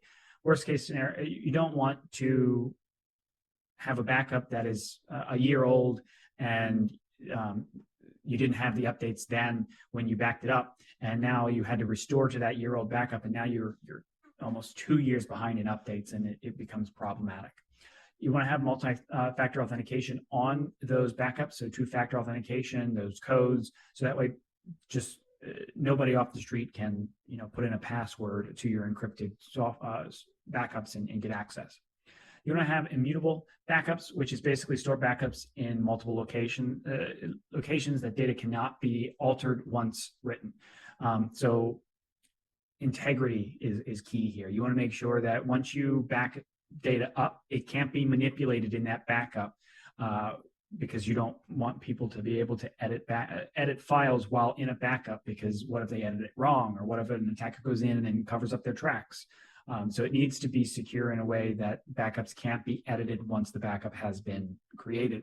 And offsite, you want to make sure the offsite locations that in case of a natural disaster, you are not down for the count. And choosing a backup solution is relatively easy, but you need to make sure, you need to take into considerations for your small business. So reliability and redundancy. How often do I need to back up? How large is my organization? How much do I need to back up? Where do I need to store that? What are the hardware requirements? Which then leads into cost. If I have to back up, I have 5,000 computers and I need to back them up. Where do I need to back them up to? Do I need to buy hard drives or do I need to buy online storage space? There's always a cost to it. And then how secure is the location in which you're doing the backups to?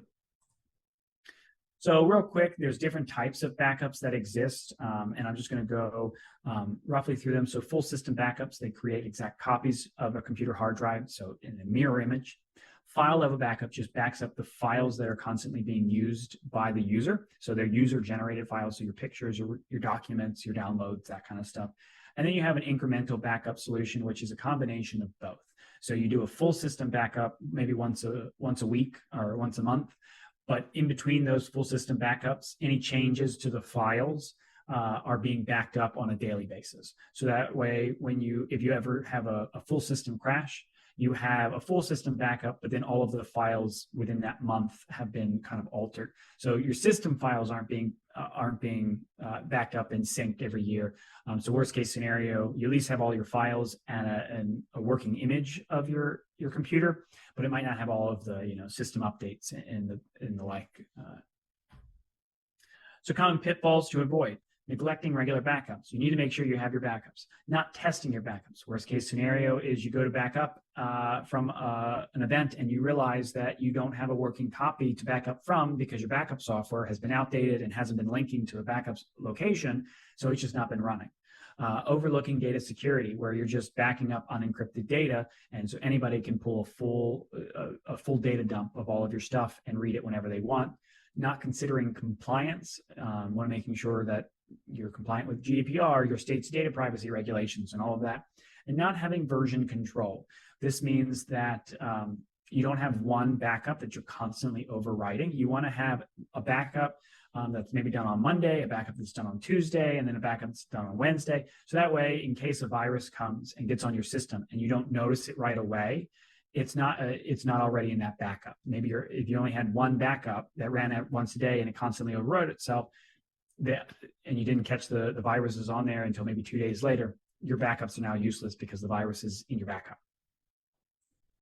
So here's some backup and file storage resources for you guys to look at. Google. Again, we're not recommending one over the other, but take a quick screenshot as we move on to access control.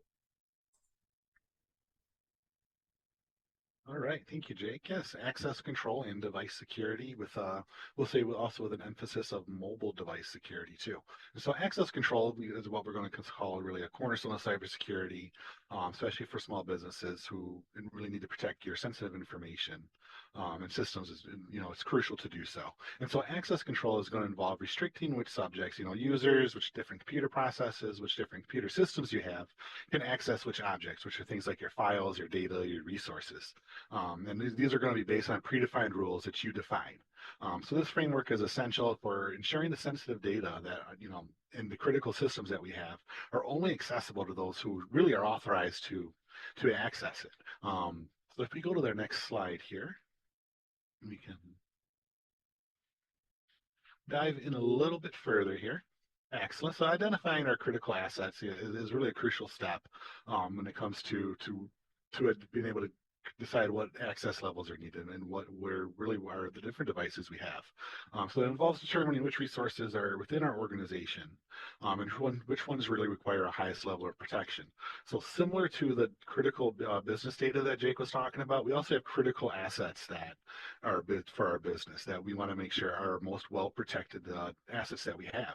And it could include things like our data, but it also could include our systems. It can include things like our processes or physical resources that are essential to our business's operations and to our security.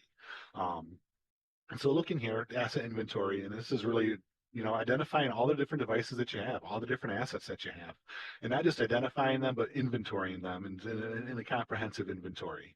So that way you know what they are, what they do, their purpose, all that good stuff there, so that way you can explain what that particular asset does. Risk assessment, it's a critical, once we have identified our critical assets, we now want to do a quick risk, really want to identify the risk that's going to be associated to it. If it's a computer, it could be lost or stolen. Maybe if it's, files, they could be corrupted or hit by ransomware, which could be, it could be a user account, so being taken over. So perform a risk assessment on the different assets that you have to be able to identify what really is the different threats that can happen to your different assets that you have. And then you want to be able to classify those assets into different, to really based on their sensitivity, or their level of protection that they're required to have. So you may not have a top heavy access on everything, but you're going to have, on your business critical assets, your business critical data, you're going to have, the highest level of protection and security on those. And so being able to classify that, you're going to be able to more accurately and better protect your small business from the different cybersecurity threats that are out there. Another thing that we want to talk about real quick is access control policies. And these are specific access policies are developed for our critical assets, defining who can access these devices and under what conditions they can access these, and then what actions that they're able to perform when they have access to these. So it really kind of goes back to that least privileged account that we were talking about earlier. Not everyone really needs system admin level. So having access level control in place, you can help prevent that. And you know what? You can even have restrictions in place where it says, these employees, X, Y, Z employees, can't actually even log into these assets. They have no access to them whatsoever, as opposed to having a generic or a login that gives them a low-level access. And another thing we want to do with it is always regularly review the different assets that you have, right? So we have an asset inventory list for a reason. You can then review it and identify what assets have been removed, and you can also put new assets on it. And then you want to always be able to reevaluate the classifications that you have on those, and also the control policies that you have in place as well, because things change over time. You get new devices, other devices go. You get new employees, older employees leave. You get new data, and you have old data that you no longer have, you no longer are using. So always review and regularly review it. Make it part of your scheduled process. And then also an incident response planning in regards to it. And really it's been identifying your critical assets. We want to also be able to create an incident response plan for what happens if those devices are compromised, those devices are lost. If there's just something happens to that device that you have to recover from it, it's critical to have that response plan in place ahead of time to be able to get back on your feet quicker. All right, and now kind of looking and going towards the safeguard of your devices here. We talked about passcodes and passwords before, and how I mentioned that 4-digit passcodes are really weak. So we want to, just like with your passwords, have them be longer. Another thing that you can do with a lot of your devices is implement multi-factor authentication on them. As we mentioned earlier, that most solutions can be free. You can also implement it so that way you manage it as the business, so that way you can ensure everyone is using it and using it properly. Another smart thing to do is auto lock your devices. And a lot of times, I'll walk the hallways of where I work and I'll notice that there's a bunch of computers that are, left unattended and their screens are fully up and not locked. So if you have an auto lock feature on your devices, so if someone steps away and they forget to lock their computer, it will do it automatically for you. Another thing is also you can use like biometrics again, especially in reference to the multi-factor authentication there. Using fingerprints, thumbprints, voice recognition, facial recognition. This just adds those additional layers of security in place to protect all your assets. And now talking mobile devices here, because a lot of us will have our smartphones, and how do you protect our smartphones? Or you may not even consider it, but your laptops are also mobile devices, or tablets that we have, like our iPads or our Samsung tablets. How do we protect those? What are things that we have to consider with those? So some of the things we want to talk about with what I'm going to call MDM for short is really the next few steps here, right? So we want to talk about things that really entail with mobile device management, and then they're really access control policies that we use to really enforce across all of our devices, so that way we protect our devices, protect our data, and we can protect our customers or clients that way. Some things to consider when having our policies is the device enrollment. We want to make sure that process really begins, at the beginning of the MDM system that we were to put in place. And then once enrolled, we want to make sure that we can effectively monitor all these devices. And what we mean by that is checking to see what software and different apps that are installed on it or can be installed on. We want to be able to check the location of them to make sure that they aren't going out of maybe the area of which they should be working in. Things like that. We want to be able to monitor these devices to get feedback, to get logs from it, so that way we can check and scan for things that may not be a good thing for them to have. Next, we want to talk about access control enforcement with them, with our MDM solutions as well. I think I skipped my page there. Where are we? There we are. Just real quick on it, because we want to talk about with access control. The only devices that comply with our security requirements can then access that data. So a lot of times we'll see personal devices, and maybe you don't have a passcode on it, maybe you don't use a thumbprint, but if you have an MDM solution, or you have solutions on the back end that will say, hey, if someone's going to access your Google Drive or your OneDrive, they have to have a passcode. Those services can actually have those rules in place to force your end user, to force your employee to have a passcode or a password, something like that, just to help protect your data. So I just wanted to emphasize that real quickly. And we can move on to the next slide here, Jake. I want to talk physical security because, oftentimes we don't think of that as cybersecurity, but it really is a part of it. We think physical security can, lock on a door. It could be, in front of a lot of times retail stores, you see those big cement pillars in front. All of that is a physical type of security. And so it's really another foundational aspect of of our access control, because it's preventing physical access to a building. It's preventing physical access to an area of the building, whether it's to maybe your server room, or maybe it's to a room where you store all your confidential data for your clients and your customers, or wherever it is within the building. But it's that physical security that safeguards both your digital and physical resources. So some things here to talk about are like the access control systems that can manage and regulate our entry into specific areas, whether it's a key card that you have or a biometric scanner. A lot of times you'll see in hospitals, doctors' offices, places like that, businesses like that, where you got a card swipe to get into a different area. So that's part of the access control system of keeping your data protected, keeping your assets protected, and then keeping, essentially your business protected. Some other things we want to talk about real quick with is the surveillance cameras, the CCTV. It's our security cameras. Those can provide great insight to what's happening in our businesses, whether it's late at night if someone breaks in, or whether it's during the day and someone sneaks in through one of those locked doors behind you and you didn't notice them come in, right? So having these devices are essential in really helping us be able to protect our small businesses in a way that, having that extra eye in the sky, essentially being able to see what's going on when you're not there. And I do want to talk, I think, focus on environmental controls as well. Things like fire suppression units. You may not think about it. How often do you test those? How often do you have the fire department come in and recertify fire units? Or maybe you have flooding issues or power outages. These are all different types of physical issues and physical things that can really, hamper your security for your small business.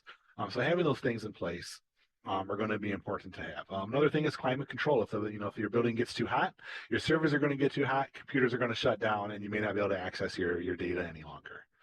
So those are just some of the things I wanted to really focus on when it came to the physical security there.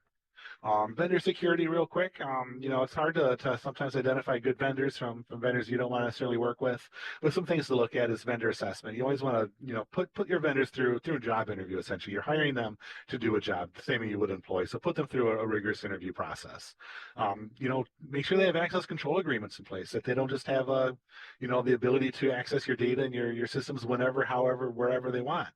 Make sure that they have agreements in place that minimize them from being able to access things, which then in turn protects your business. Same thing with your employees, but give your vendors the least privileged access. As we've talked about, they don't need access to everything. They only will need access to perform the maintenance, the job, whatever it is that you've hired that vendor to do. Only give them that access to be able to do what they need to do. Then also, really importantly, which I think a lot of people forget, is monitoring and auditing of your vendors. If they are hopping onto your desktop or onto a server remotely, you want to watch and be able to verify what they're doing and what actions they took. So it's not just, hey, we hired a vendor, they're going to go ahead and do it off hours and we're good to go. No, you want to come in that next day, or maybe even while they're on it and while they're remoted into your devices, watch what they're doing. So that way you can monitor the actions that they're taking. Then lastly, a vendor offboarding, just like with an employee. When you have an employee leaves, you try to do an exit interview. Same thing for a vendor. You're going to be able to learn things from them, maybe things that, as that relationship is going away, that they can tell you maybe for your next relationship with a different vendor, things that you can do to better prepare yourself, or steps that you did really well, and that, for the next vendor that you're going to hire, to say, do that again with them, because we really enjoyed it as a vendor. So those are the things to consider with our vendor security. And we can move on, I think, to the next slide here. We got some resources here real quick. So once again, good handful of different resources available out there. It's I think you're going to see with cybersecurity in general. Tons of great resources are available. Awesome. Thank you, Scott. And that is just about time with all of our different topics. So I want to Thank all of you for spending the last hour to hour and a half with us on the different topics. Obviously, you can see that we are very passionate about cyber, and there's a lot of information to digest. So what we recommend is you reach out to your local SBDC, because every SBDC just about has at least one or two cyber people in it. And if your SBDC doesn't, that's not to worry, because our SBDC does share a whole network of cybersecurity experts, such as myself and Scott. So please, if you're a small business and need help with navigating some of this, please reach out to us. Scott, you got anything else? No, I just want to say thank everyone for watching and joining us today for this. And cybersecurity really is a critical and important part of our small businesses, and we have to have good cybersecurity in place to have a really successful small business, I think. Awesome. Well, thank you, everyone.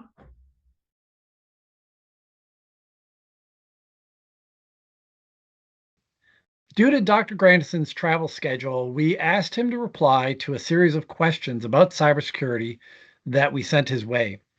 Dr. Grandison is a distinguished leader in cybersecurity at Microsoft, and with over 20 years of experience in the tech industry, Dr. Grandison has dedicated his career to enhancing security measures for businesses of all sizes. He holds a PhD in computer science and has played a pivotal role in developing advanced security protocols that help organizations navigate the complex landscape of cybersecurity threats. His work focuses on empowering small businesses with the tools and knowledge they need to protect themselves in an increasingly digital world. Today, Dr. Grandison will be sharing his insights on a range of critical topics. And as mentioned, I've provided him with a series of questions that we're eager to hear his responses to. So without further ado, please join me in welcoming Dr. Tyrone Grandison. Good morning, good afternoon, good evening, everybody.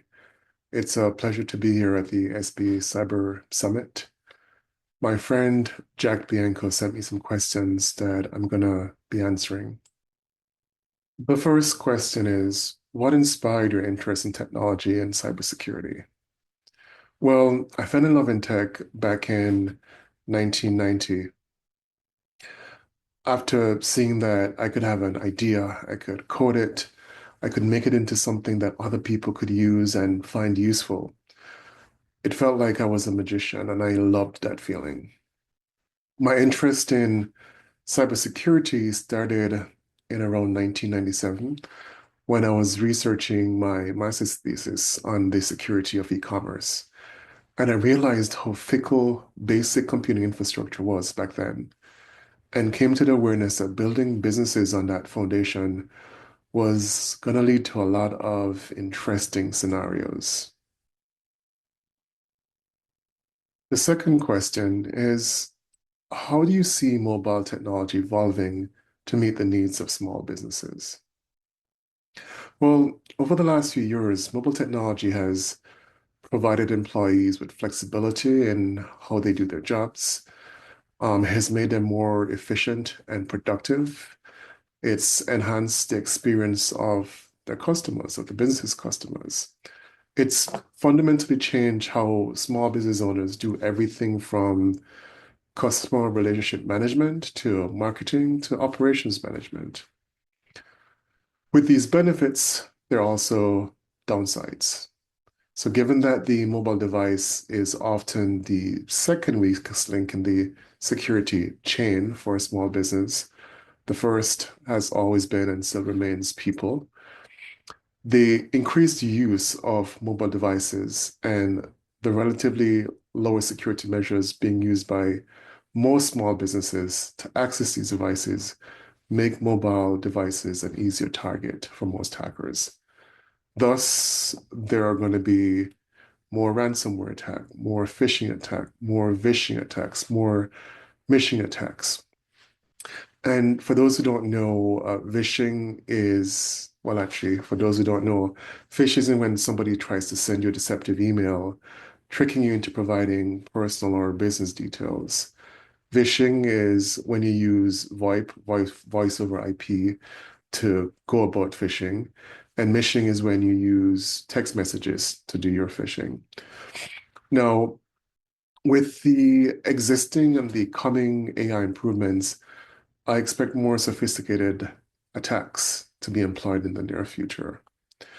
I expect that the mobile technology industry will evolve to include more cybersecurity measures into the hardware and the software stack of a mobile device, just providing mobile business owners with more accurate and more obvious clues as to possible attacks happening against your business. I expect the industry to embed controls that reduce the overexposure of a small business to the complex web of companies that meld together to deliver services that they need. This allows them to be a little bit more vigilant about the interface points between different apps and the app behavior themselves. Prime example of this actually not happening is CrowdStrike and what happened with CrowdStrike earlier, where you had a privileged and trusted vendor having a huge impact on the broader ecosystem that it was a part of. It was one single code update that did not go through the proper quality assurance cycle that essentially brought down both small, medium, and large-sized businesses. I also expect that the mobile tech industry is going to find ways to leverage machine learning, virtual reality, and augmented reality technologies to enable small businesses to build apps that foster more consumer trust and increase business revenue. And of my expectations, I expect the last one to be the obvious focus because it's tuned in on profit for both the mobile service providers and for the small businesses. And I venture that the other expectations that I have are going to be surfacing when massive problems actually appear. The next question is, are there any specific types of attack that you believe are on the rise for small businesses? As I mentioned in the previous question, there is going to be a rise in phishing, vishing, and mishing attacks. But in addition to those, there is going to be a rise in adware. And adware is software that displays unwanted and sometimes frustrating pop-up adverts in the solutions, the mobile solutions that you're actually using. Now, adware probably made up around 40% of all threats to small businesses in 2023. And we expect that that's not going to decrease anytime soon. There's also mobile malware. So software or apps that appear to be a legitimate, say, for example, bank, but it is not. It's basically an interface or a Trojan, something that actually mimics the behavior of that particular entity, gets your personal details, and then redirects you to the real app in most cases. I expect deepfake fraud to actually increase as AI technology becomes more prevalent. You're going to see a rise in the impersonation of employees and public figures to actually get the data and the details to actually subvert your business. I expect supply chain issues to arise. And supply chain means everything from the full stack of partners that you have that deliver your particular service or your particular product to all the software vendors that you actually use in the production of your software assets, to all the IoT devices that are used in your infrastructure that play a part. I expect a noted increase in ransomware as a service. In 2023, around 70-ish% of all small businesses were impacted by ransomware. And ransomware as a service is more popular in the dark web these days, requiring criminals, requiring bad actors to know very little technically, but to have the right price point to subvert a business that is of interest to them. The next question is, what are your top recommendations for small business owners to prepare their workforce for potential cybersecurity threats? First, check all the permissions on the apps to ensure that they have access to only the minimal data needed. Anything above and beyond that, you're increasing your exposure, your surface. Two, when you're downloading apps, make sure it's from a vetted and official store, like the Microsoft Store, the Google Play Store, the Amazon App Store, the Apple App Store. And even when you're using these official app stores, check on the app descriptions to see that the icon is correct, the publisher is correct, the publication date makes sense, and the reviews are all aligned, because you don't want to be downloading malware. Third, I'd say, consider using a mobile device management software that can give you a handle on all the risk from all the devices of all your employees that are currently in your small business. And finally, I'd say you have to leverage employee educational tools that identify weak points, like for each particular employee, and provide them with customized approaches to helping them improve their behavior. The next question is, what personal practices do you adhere to in order to protect your own devices and digital work from cyber threats? So on my devices, I restrict access of every new app that I install. As I said before, like minimal access is non-negotiable for me. I have mobile security software that actively monitors app behavior, specifically outgoing internet traffic. While I'm sleeping, I set up my mobile security software to perform a detailed scan of all my apps on my devices and send me an alert on the results themselves. And I enable multi-factor authentication on every single app, on every single device that I have. The next question is, looking ahead, what do you envision as the future of cybersecurity for small businesses? So for me, the future of cybersecurity for small businesses is about 5 separate things. Like the first is, you're going to see an increase in cyber attacks. And that's going to mean that more small businesses are going to actually investigate cyber insurance, right? Because, in last year, around 60% of all small businesses experienced a cyber attack. That number is going to keep growing and growing and growing, and small businesses are going to have to find ways to actually mitigate that liability that they have. I expect small businesses to start adapting and using GRC frameworks. GRC means governance, risk, and compliance frameworks and solutions that enterprise companies have long embraced, making like cybersecurity like a must for small businesses rather than a nice to have expensive line item.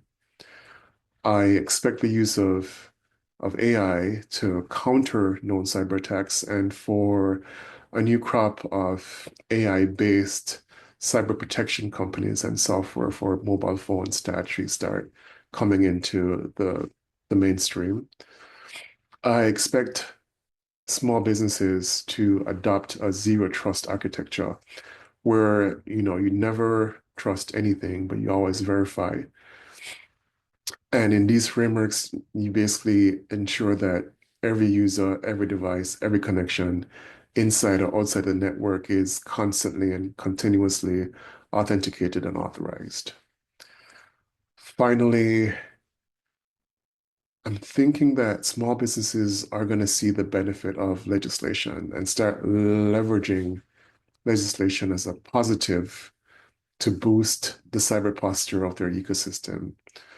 So legislation is going to be used as one way to ensure that all the parties that you actually talk to are having the same strong and stringent controls that are required by law for their operation, for the protection of both like assets and for employee and customer privacy.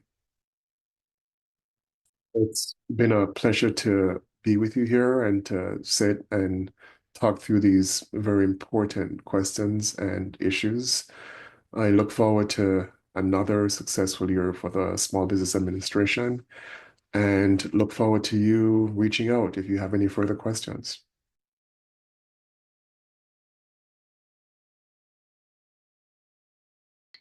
Welcome, everyone, to SBA's third annual Cybersecurity Summit. In this session, I wanted to bring entrepreneurs to the screen, as I know peer-to-peer is the best education. And we're fortunate to be joined by leaders in the cybersecurity space, whose firms provide cybersecurity services to small businesses. My favorite, smalls supporting fellow smalls. So we're going to start with introductions and follow these journeys of these incredible cyber firms for all those aspiring cyber firms out there as well. And let me start with Horacio Maisonet, whom I met at the Georgia Cyber Center in Augusta back in 2022. The Georgia Cyber Center is the premier leading national center for cyber. And I was so impressed by his very practical advice, the types of work that he's doing to help support and protect really our nation from cyber. So he is the co-founder and president of Cybersecurity Solutions, and he's joining us from Tampa, Florida, which is a whole nother level of resilience, which I know we're going to get to later. So Horacio, could you please share with us a little bit more about what inspired you to launch a cyber company? What's your background, but also what your firm does today? No, thank you, Administrator Guzman, and thank you for having me here today. It's really exciting to be part of this event and be able to share some of my background and also some of the tips of what can our small organizations be doing. My career started in the United States Air Force. They kind of directed me to be a cyber person at the time that I didn't even want to be a cyber person. I was gung-ho. I thought I was going to be in the field and doing all these amazing things that some of our warfighters do. But the Air Force had other plans for me, and they put me in cybersecurity, and I just fell in love with it.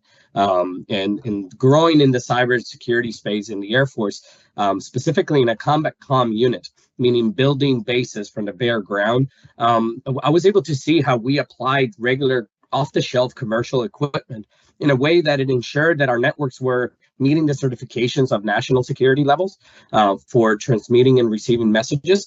And it was very economically viable. And then I started looking at the market, and what I saw was large organizations, and that's fine. They were working with hospitals and banks, and those guys have the pockets. But some of the smaller players couldn't really afford that level of security. And I'm looking at it at what we're doing in the forefront at the battlefield. And I was like, look, there's a lot of these things and principles that we can apply and come up with a package and a small solution for small businesses. So in 2016, I separated from active duty. I went into the reserves.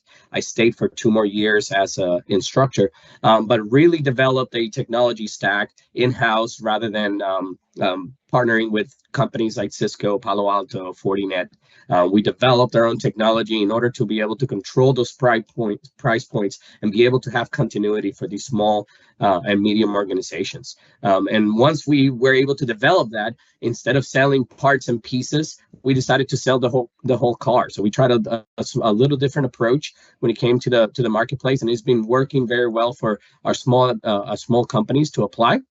And that's kind of how we got started here in cybersecurity solutions. It was really looking at a need in the market and looking what some of our militaries and resilience were doing in the battlefield, and combining those two things in order to provide the services that our small organizations need. Because at the end of the day, they're in that forefront, right? They don't have the $1 million budgets. The government also doesn't have the monies and shouldn't have the responsibilities to be protecting every single one of those small businesses. They all have to do their parts, but we need to have solutions that are specifically made for them that can really be understandable of how they perform their businesses, because each one of them have different needs, and having that customizations. But throughout with that solution and working with universities, we've and building that future workforce is coming along, which is why we're at the Georgia Cyber Center, working with Augusta University, developing that next generation of talent that's coming into the marketplace to make sure that we have the defenders out there that can ensure that our economy stays put, since we're more than half of small businesses are the largest employers and providers of the economy. That's amazing. Well, thank you for your service as well. And I'm so excited to hear how you've been able to translate all of your knowledge and experience, having served our country in the military, and now translating that to our small businesses, because you're right, they are the backbone of this economy and we need to be able to protect them. Well, our next founder is Ola Sage, and she started her first IT company in 1999. Just a breath of experience with a successful exit as well in 2018. And she's a sought after speaker and advisor and an advocate for cybersecurity readiness, especially for our small and medium sized businesses. She's the CEO of her firm Ciber RX, and she's joining us from Silver Springs, Maryland. And love to hear from you as well. What inspired you to launch this cyber company, the technology? You've been in this space for a while. What does your firm do? Well, first, thank you so much, Administrator Guzman, for inviting me to participate in this conversation. And to Horacio, thank you for your service. You know, we know that freedom is not free. And so we appreciate everything that you've done on behalf of our country. So for me, interestingly enough, my initial interest was not in cybersecurity. I actually wanted to be a concert pianist. Very different, but I'll just say back in those days, that was not the primary path to a paying job.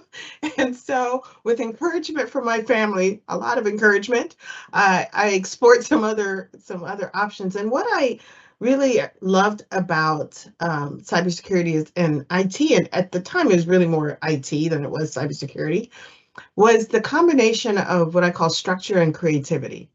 So, and it was akin to what I found in piano, right? There's the structure. You have to know the fundamentals of what's involved in playing an instrument. But then you get to improvise and you can be creative. And so I found that combination as well in IT, that there is structure, there are foundational elements that you have to know. But as a tool, technology can be used to solve problems. And at the heart, that's what I really loved about this field, that we're here to help solve business problems, that IT and cybersecurity are not end states in and of themselves. They are here to advance a solution. And so that's where my interest has been. And I loved how you said that, small supporting other smalls. This is something that is at the heart of what I do. While our company today supports companies of all sizes, I still have a heart for the small businesses who are having to do many of the same things with fewer resources and smaller budgets and competing priorities. So my company today, CyberRx, is a risk and compliance company. So as you mentioned, I had started my first company, which was primarily focused on serving the federal government and providing IT professional services. This company really is supporting the companies that support the government. And so we're helping them primarily around assessing their cybersecurity risks, and under the new Department of Defense CMMC program, also certifying them against that requirement. So that's a little bit about what we do.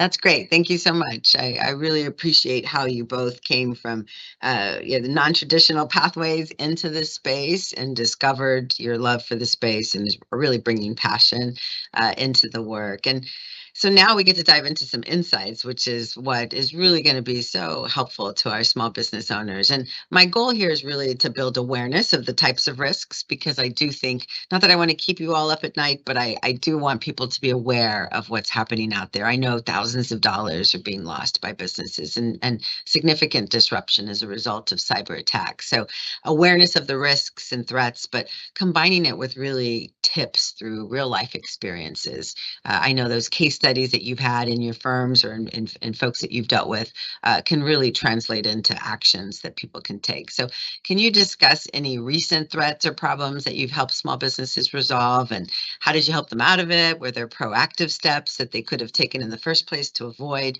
the circumstance that they got themselves into? And let's start with Ola on this one. Thank you. Yes, I think even though we're in 2024, we're still finding, and it's supported by the research, that north of 95% of all cyber breaches have some, or attacks have some human element, right? And so we're still the weakest link in this environment. And so one of the things that we just continue to see, and phishing continues to be at the top of the stack of ways that these bad actors are getting into companies. And so scams like the business, email compromise, which is targeting senior executives, particularly in small businesses, or just spear phishing, where they're targeting very specific types. They've done research on individuals, and so they target the emails to them, continue to be at the top of the ways that many small businesses are being impacted. So, we just continue to encourage companies, a number of things. So insider threat, making sure that, and what that is, for those who may not be that familiar with insider threat, or these are people in your company or who support your company who are actually authorized to have access to your systems, but then they decide to use them for malicious or to take on malicious acts or do bad things to compromise your infrastructure. So it's just making sure that you have adequate training, that you're training your teams and your staff. In my company, for example, we have what we call a security minute. So every time a team of 4 or more are gathered for any reason, any kind of meeting, that they have to pause and have a security minute. It's just a reminder to, hey, remember to be alert to emails that may look like they're coming from someone else, or be careful what you're posting on your social media feed. So there are little practices like this that you can incorporate in your company to help just remind people about that this is an ongoing threat. Horacio, let's go to you.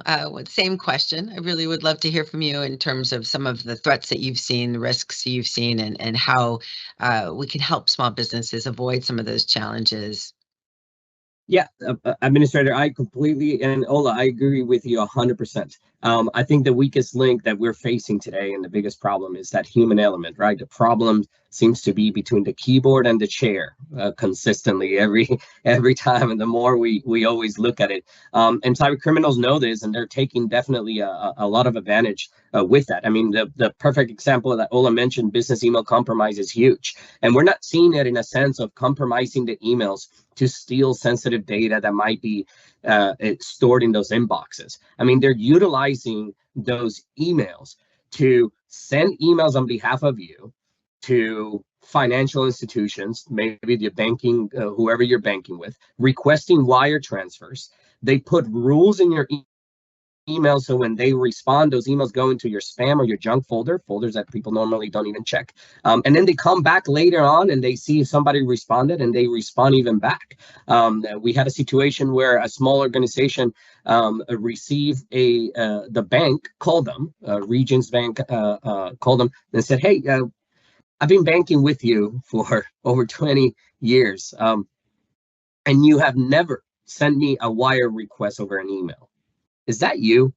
And it was the bank who caught it, and then we ended up doing a forensic analysis. We saw that somebody had compromised their account. They got in there, and they were emailing back and forth, not only the bank, but they were also emailing vendors and clients, letting them know that there's a new wire, new W-9 that they need to send information and data to, and funds to. So they're trying to get in there. They're utilizing your email accounts to impersonate you, and then they're trying to elevate those type of attacks from there. So one of the biggest things that we can do today to really help us help these small organizations, I would say MFA. MFA is free on pretty much all these email platforms today.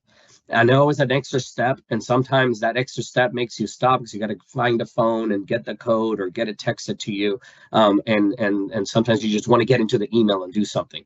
But the reality is that it stops a lot of these problems and a lot of these types of attacks. Just having MFA could be really beneficial. It's free. Nobody has to pay for it. Small organizations can really benefit from turning it on. Microsoft is already making it mandatory for their administrators' accounts, but not for the users. But I highly recommend that you enable that for all your users to use that MFA and add that second layer of defenses. It's like having doors on your locks on your front door, or let's just even say this, a door in the front of your house. If I'm going to steal, I'm going to be driving down the neighborhood. If you don't have a door, you're the biggest target. If you just have a door, even if it's open, even if you just have a door, that deterrence is enough for them to move on to the next one, because they're lazy. Cyber criminals are lazy. They're just looking for the easy way out that they could do it. So highly recommend turning that MFA, but I agree that one of the biggest problems that we have today is that user problems, and it's not necessarily education.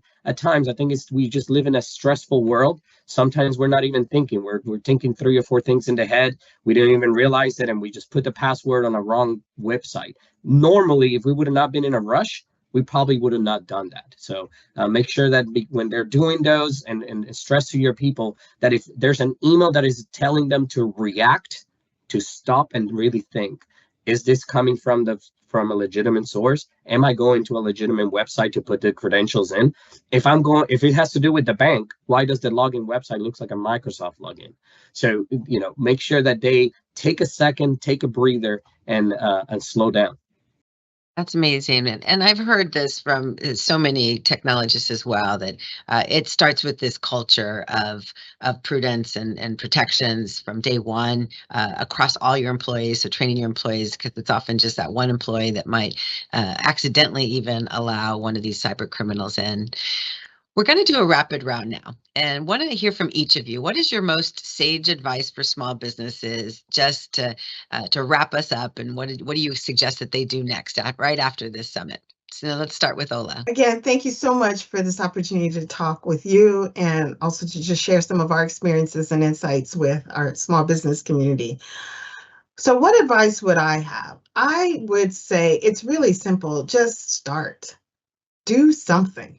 I think sometimes, because there's so much out there, whether it's what regulations do we have to comply with, or what systems, or what tools, or what policies do we have to, it can become overwhelming. And so what we see is a lot of small businesses almost freeze, and just like, where do we start? And so, like Horacio was saying, multi-factor authentication, or MFA as we refer to it, is a great way to try to start to prevent the bad actors from coming out. On the back end, making sure you have backups, so that if they are able to get in for whatever reason, you have the ability to restore, and get back into business in a relatively, decent period of time.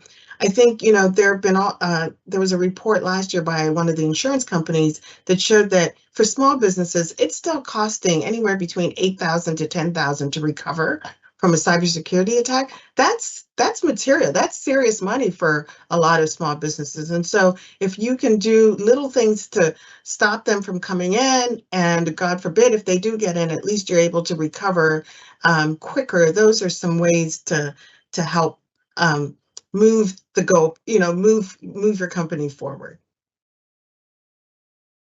So let's switch gears a little bit, and I'm curious a little bit more about the future. And I'm wondering, are there any emerging threats or opportunities that businesses should be aware of coming down the horizon? Yes. I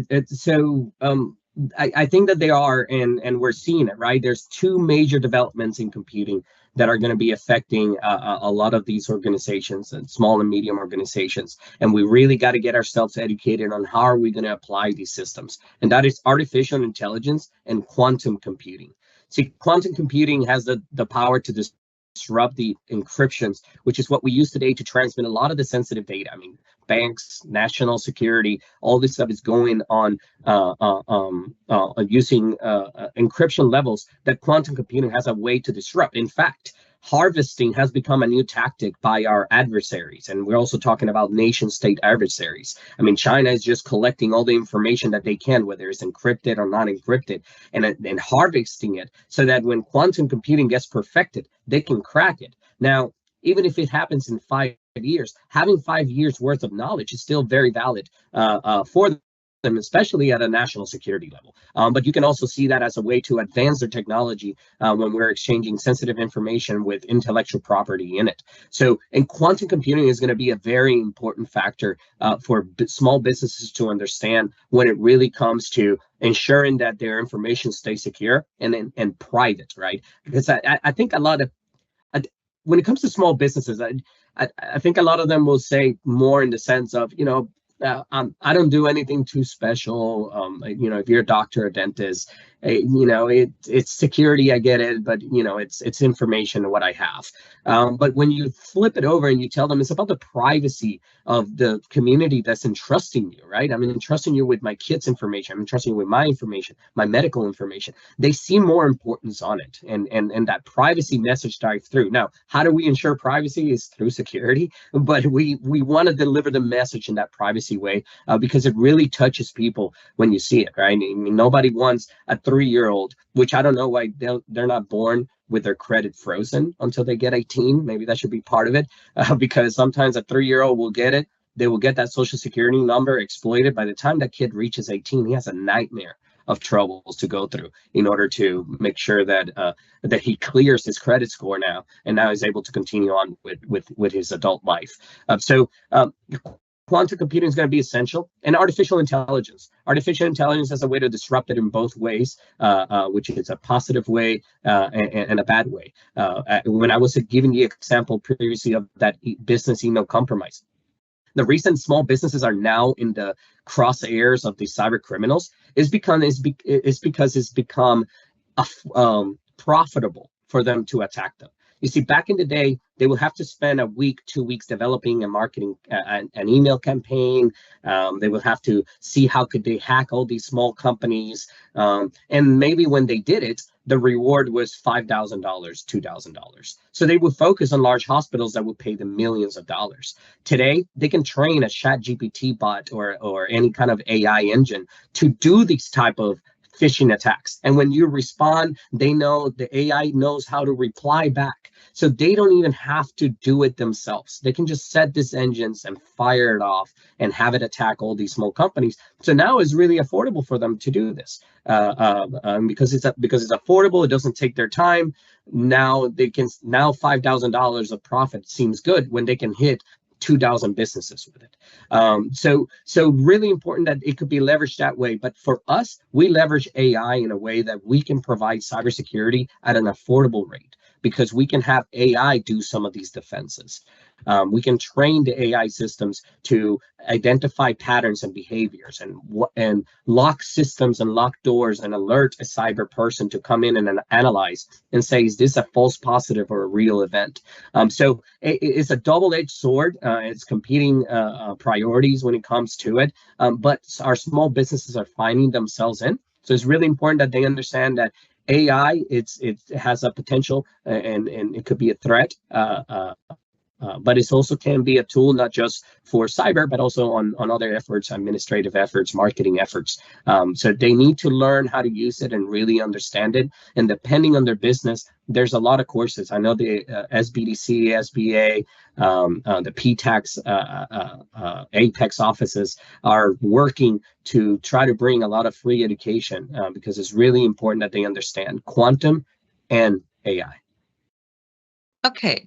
Well, now let me start this next question with you. AI presents new and fast evolving challenges. Small businesses are using it every day, whether they're technologists or not. It's as simple as the ChatGPT composing emails or chatbots for customer service, so much more. So I'm curious, what are the challenges or opportunities with AI for small businesses seeking to protect the personal information and digital identities of their customers, as well as, frankly, their own proprietary information? And we can sort of back up and speak to it more broadly as well, but what role can cybersecurity play in ensuring small businesses can safely adopt and deploy AI tools? Well, I agree with you that it has really transformed the landscape, and particularly for small businesses, I think it really has helped to level the playing field, because now, we can use, like you said, tools like ChatGPT to do everything from helping with your news releases or your press releases to helping you figure out, to get more information on a particular topic of interest that you might want to research. But I think it also is a threat, right? So it's a tool that can be used for good and for bad. And, something that we're starting to see is some of the bad actors using it to make their phishing emails more more clear, right? So in the past, you would say, oh, they were spelling mistakes or it was bad grammar. But now tools can be used to create these sorts of things so that you get this email that seems well written and you're thinking, oh, this must be from who I thought it was. And then you're potentially at risk for clicking on a bad link again. So I think this is just a reminder that all technologies can be used in good ways or in bad ways, and it's just to remember that it's a tool, but to stay alert from a cybersecurity perspective. Ola mentioned, we've helped organizations scope it down to 3 or 4 computers where they can do all the Department of Defense work and really put the money and the resources in it. And as you win contracts and you grow, you might be able to grow that scope. But scoping is really essential so that you can really put all those cents and dollars that you can that you can barely take out of your budget, and you can put it to work in a way that is really bringing you the most beneficial. So understanding your environment is really important. And once you understand it, scope it down to what you need to do in order to perform. And from there, it's growth and it's operations, it's continuous in education and continuously getting yourself trained up. Like I said, for those other parts, you got consultants like Ola, you got organizations like ours that can work with you. But it's really, really important that you discover and that you scope it. Scoping is going to help you with the budget. Please trust me, cybersecurity is affordable. It's just maybe not for all 20 computers. So maybe not everybody gets to work from home. Maybe only one person takes one laptop that really can access the systems from home. So just scope it down and you'll see that it becomes very affordable in a way that you'll be secure. Well, thank you so much, Ola and Horacio. I really appreciate this great advice that you've been providing to our small businesses. We have so much more throughout this summit so that people can get started. We know that you can get assistance through our great networks, as Horacio mentioned, our small business development centers, our women's business centers, our veterans business outreach centers, our SCORE partners.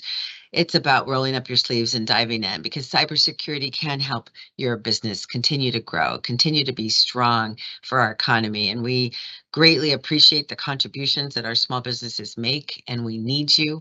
We need you protected. So thank you for taking the time to be a part of the summit and learn how to protect your business and strengthen our economy in the process. Thank you all for joining the first week of the SBA Cyber Summit. Your participation is invaluable as we work together to strengthen cybersecurity for small businesses.